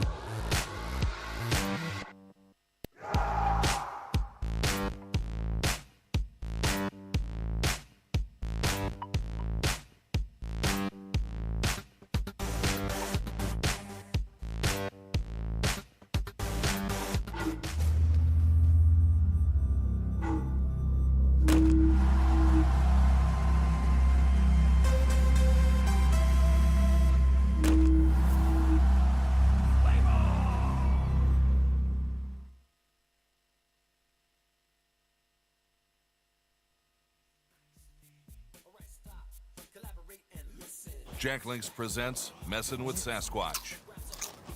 Watch this.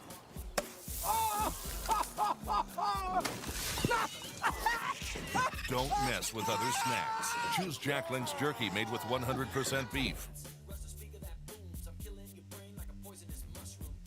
From the humble beginnings of a Wellington garage and with a good helping of Kiwi Can Do, Resine have been proudly colouring New Zealand since 1946. Environmentally approved quality paints, colours and expert advice, all available at your local Resine colour shop. Our friendly team are here to help you get the best results for your project, with creative colours and innovative paint all made right here in New Zealand. you can rely on Resine to get the job done. 100.9 and 94.9 Atiawa Toa. When the radio's on and the sound is hot, you just have to enjoy. There's no way to stop. That's where it sounds from the best every day of the week. Better than all the rest. We let the music speak. All the best throwbacks, 90s and more. Atiawa Toa. All the best throwbacks.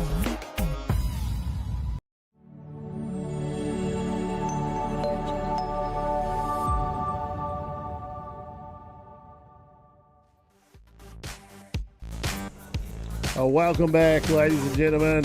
We just concluded both grand finals here locally. Auckland, while they do the double, they win the grand final of the Women's Division 2-0 over North Harbour. And the men have just done the job 6-0 over Canterbury in the men's division as well. Two national champions. It's been a great one. We are going to get some sideline reaction for you in a moment with Layla. It looks like she's going to get Nick Hayes, and boy, what a man to pick. What a great tournament from him. Yeah, definitely. You know, he's a standout, you know, and he's probably going to collect that award later on today. But, you know, his efforts of turning up here and producing what he done. You know, he must have, you know, the strikeouts that he racked up over the week. 11 strikeouts and 1 hit in the grand final for Nick Hayes. An outstanding performance. Let's go down to Layla now with Nick and find out how he does it. And just a moment. Now we can go down to Nick. How you reckon? Are we on? Yeah. Oh, sorry about that. Wee bit of a error there. But I'm here with Nick Hayes, one of the player of the matches today. Nick, you held them to 0 runs. You pitched 11 strikeouts, only giving up 1 hit. What do you think about that performance? So 1 hit again, eh? 1 hit. Give me the hit against me and let's dial down and make sure it doesn't happen again, exactly like I said last night. Awesome. I saw some love there with your catcher. Do you have any props to your catcher? Yeah, 100%. He's obviously the brains behind it. All us pitchers like to think we know it all, but at the end of the day, he calls the game plan like he does and puts his trust in me to hit the spots, and then the rest takes care of itself. And obviously today, a bit more of a performance from our field and outfield, and then hitting again, like we can't fault the hitting. The reason it's so successful as a battery is because we've got that run behind us. Awesome. And national champions, how good does that feel? Oh, number 1 bites the dust. No, bloody awesome. Yeah, and what's next for you, eh? Back home to the Goldie and some sunshine, and you know, I can take off the long sleeves. It's a bit chilly, but no, back there, and we're back here for the NFC, NFS, I think it is, Intercity finals weekend, and down to Hutt Valley to go get a championship title for Club Nationals. No, awesome. Well, all the best. Yeah, thank you very much, and yeah, go enjoy the beers. Thank you very much. Thank you. See ya.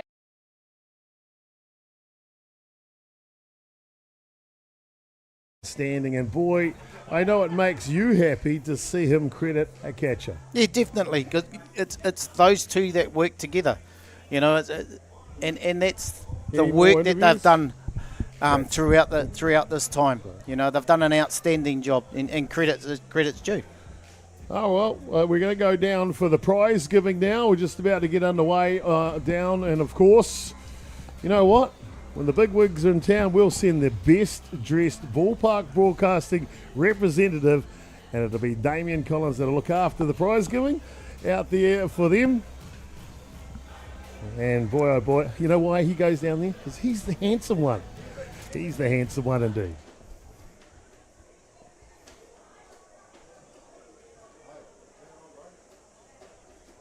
Handsome, but not that intelligent. Turn the microphone on. I'm just joking.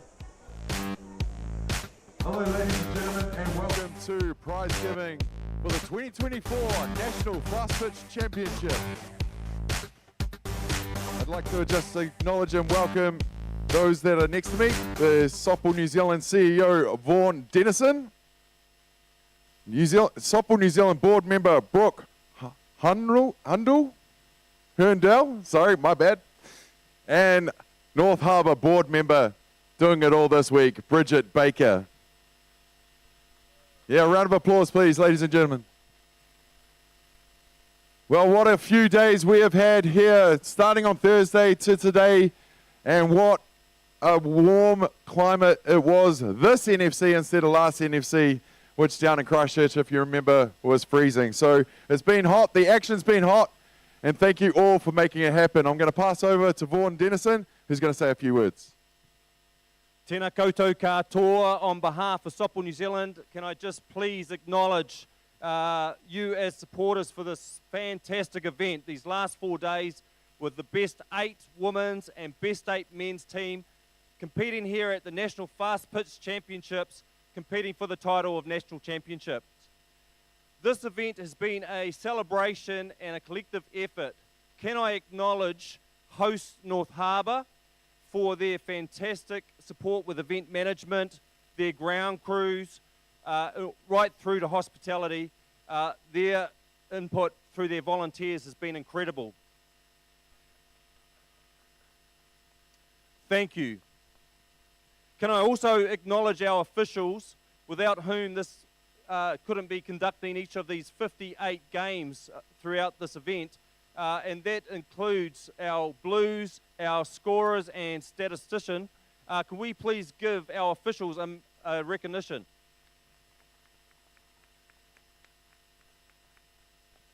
We really value our financial partners, our commercial and in-kind, without whom this is vital with the dollars and cents, but also through every other avenue of exposure, through broadcasting, through Ballpark Broadcasting for live stream.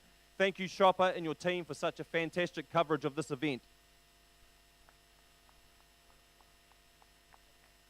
Just finally, I wanted to acknowledge what's before us. We have campaigns important for our group stage for our Black Sox.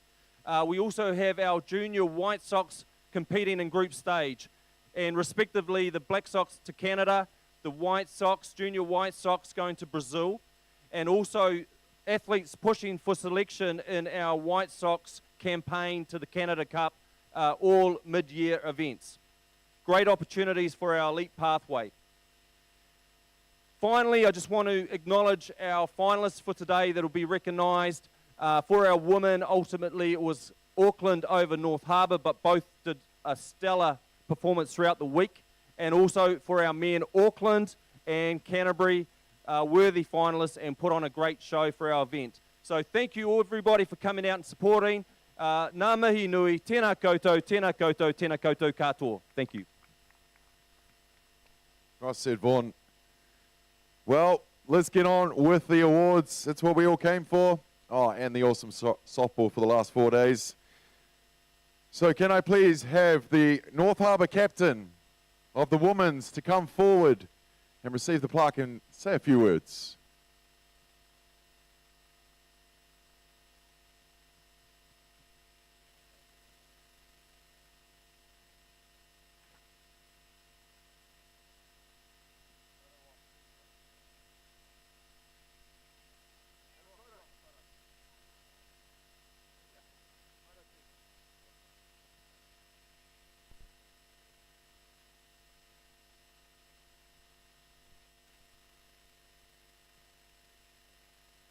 And I would just like to say on behalf of North Harbour Softball, thank you so much to everyone behind the scenes, such as scorers, umpires, camera crew, grounds crew.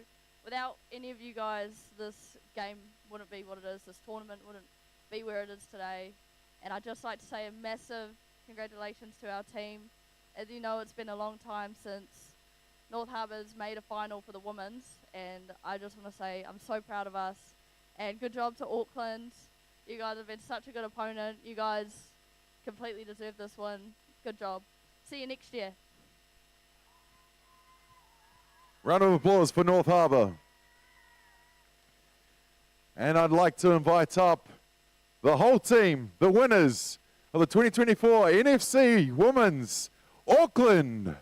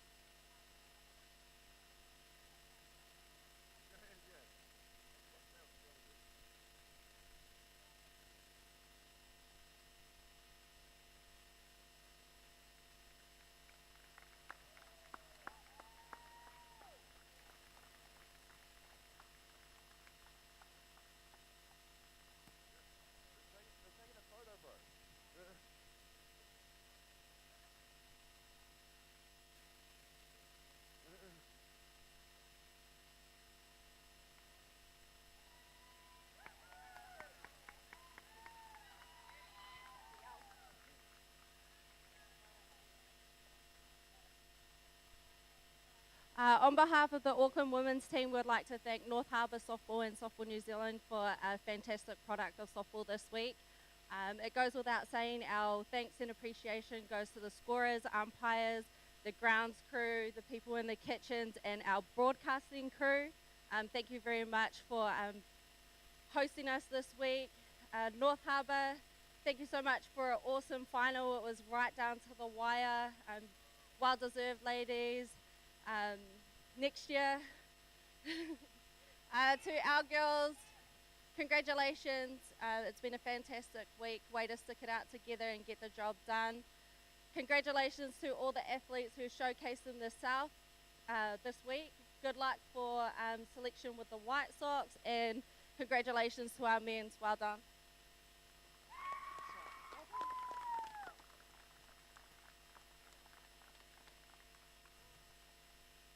One more time, give it up for the NFC Women's Champions of 2024, Auckland.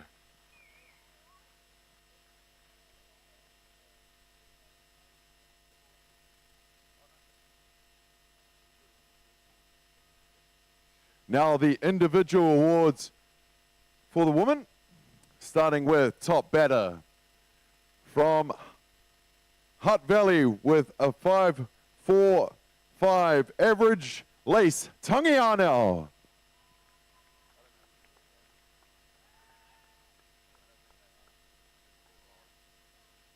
I can take that back to Hutt Valley.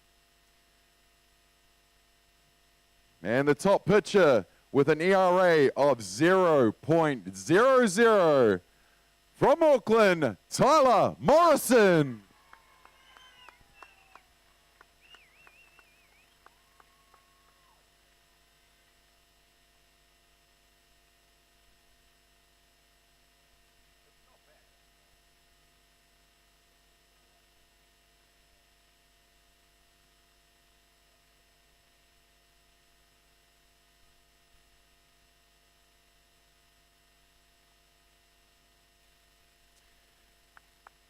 One more time for Tyler Morrison. Now the MVP for the NFC 2024 from Auckland, Serena Ruth Ponga.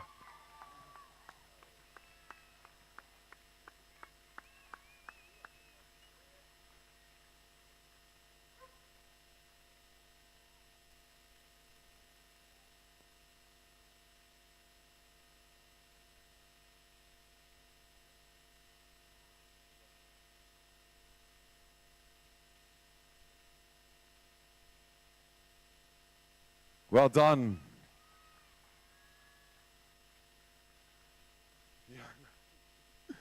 Now the men's awards.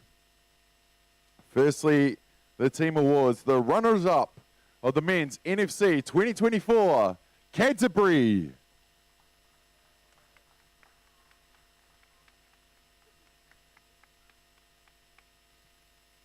Anyone from Canterbury?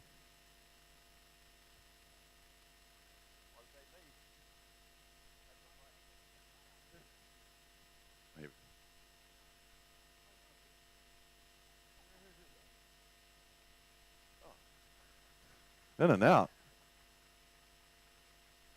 And the winners of the 2024 Men's National Fast Pitch Championship, Auckland. Come forward, lads.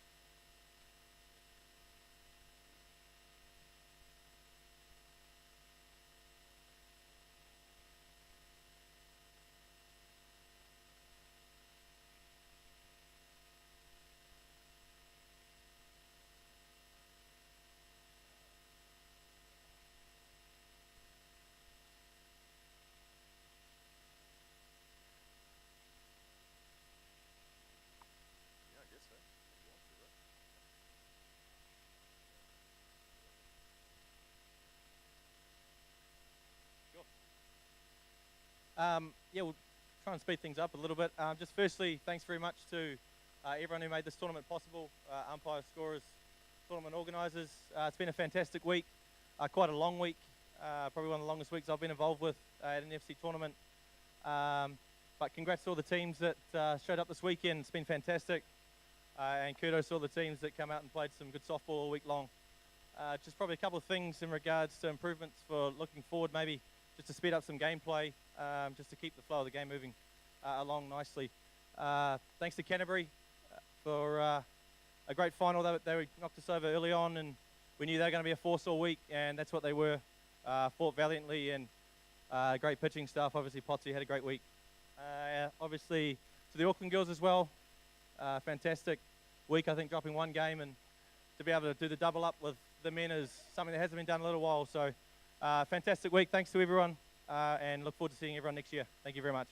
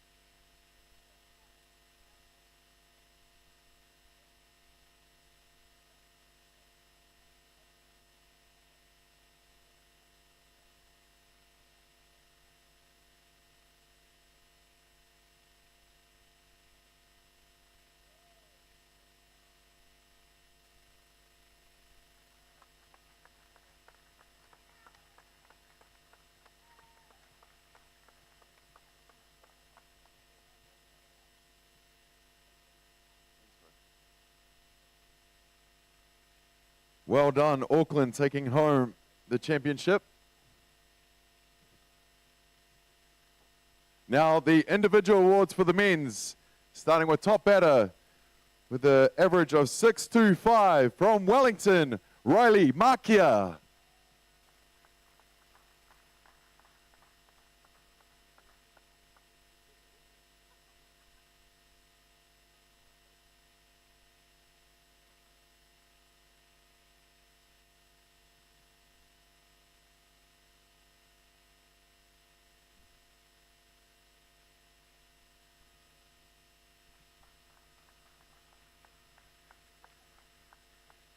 Top pitcher with an ERA of 0.33 from Auckland, Nick Hayes.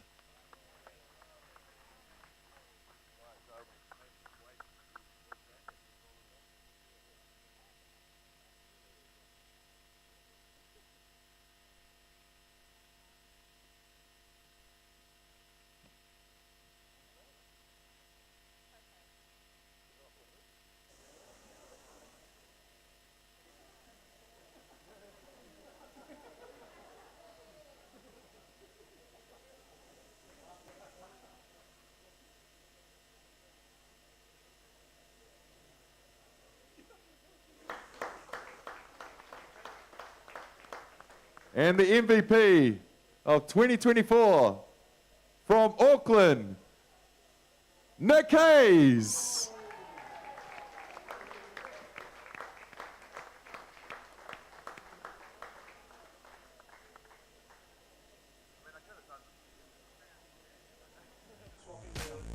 Well, there you go, ladies and gentlemen. That wraps a bow on it here for the 2024 NFC, the National Fast Pitch Championship. Nick Hayes, the MVP on the men's side. Sarah Ponga, the MVP on the ladies' side. A simply outstanding Ladies tournament and from gentlemen, them. that does it. A few thank you yous for from joining us to the Ballpark Broadcasting crew here for the NFC. They did simply outstanding. Jacko Gerbes, Luke Bates, Russell Hall, Matt Jordan, Rowena Smith, Auntie Rowie, Eugene Gilbert, Nicholas Need, Noodle was really good this week as well. Ignacio Gaddy, he is amazing. Damien Collins, we just got him out there. He does a fantastic job. Joe Farizo, Will Micklejohn in for a little bit. Layla Bailey McDowd, what an addition to the crew. Fantastic to have her beautiful face in the crew. Reese and Troy Duncan, special mention for them, bringing their high-end cameras from Broadcast Arts. Thank you so much for joining the crew. Couldn't do it without Adrian Royal and Atiawa Toa FM. I've been Jason Gerbes, a.k.a. Chopper. Mā te wā, hope you enjoyed the NFC. It's our pleasure to bring it to you. We'll see you in Intercity in 2 weeks' time. Congratulations, Auckland. 2 national championships, the women and the men. Stop it already. Congratulations. Well done. Thank you so much for your watching of the broadcast. Ka kite.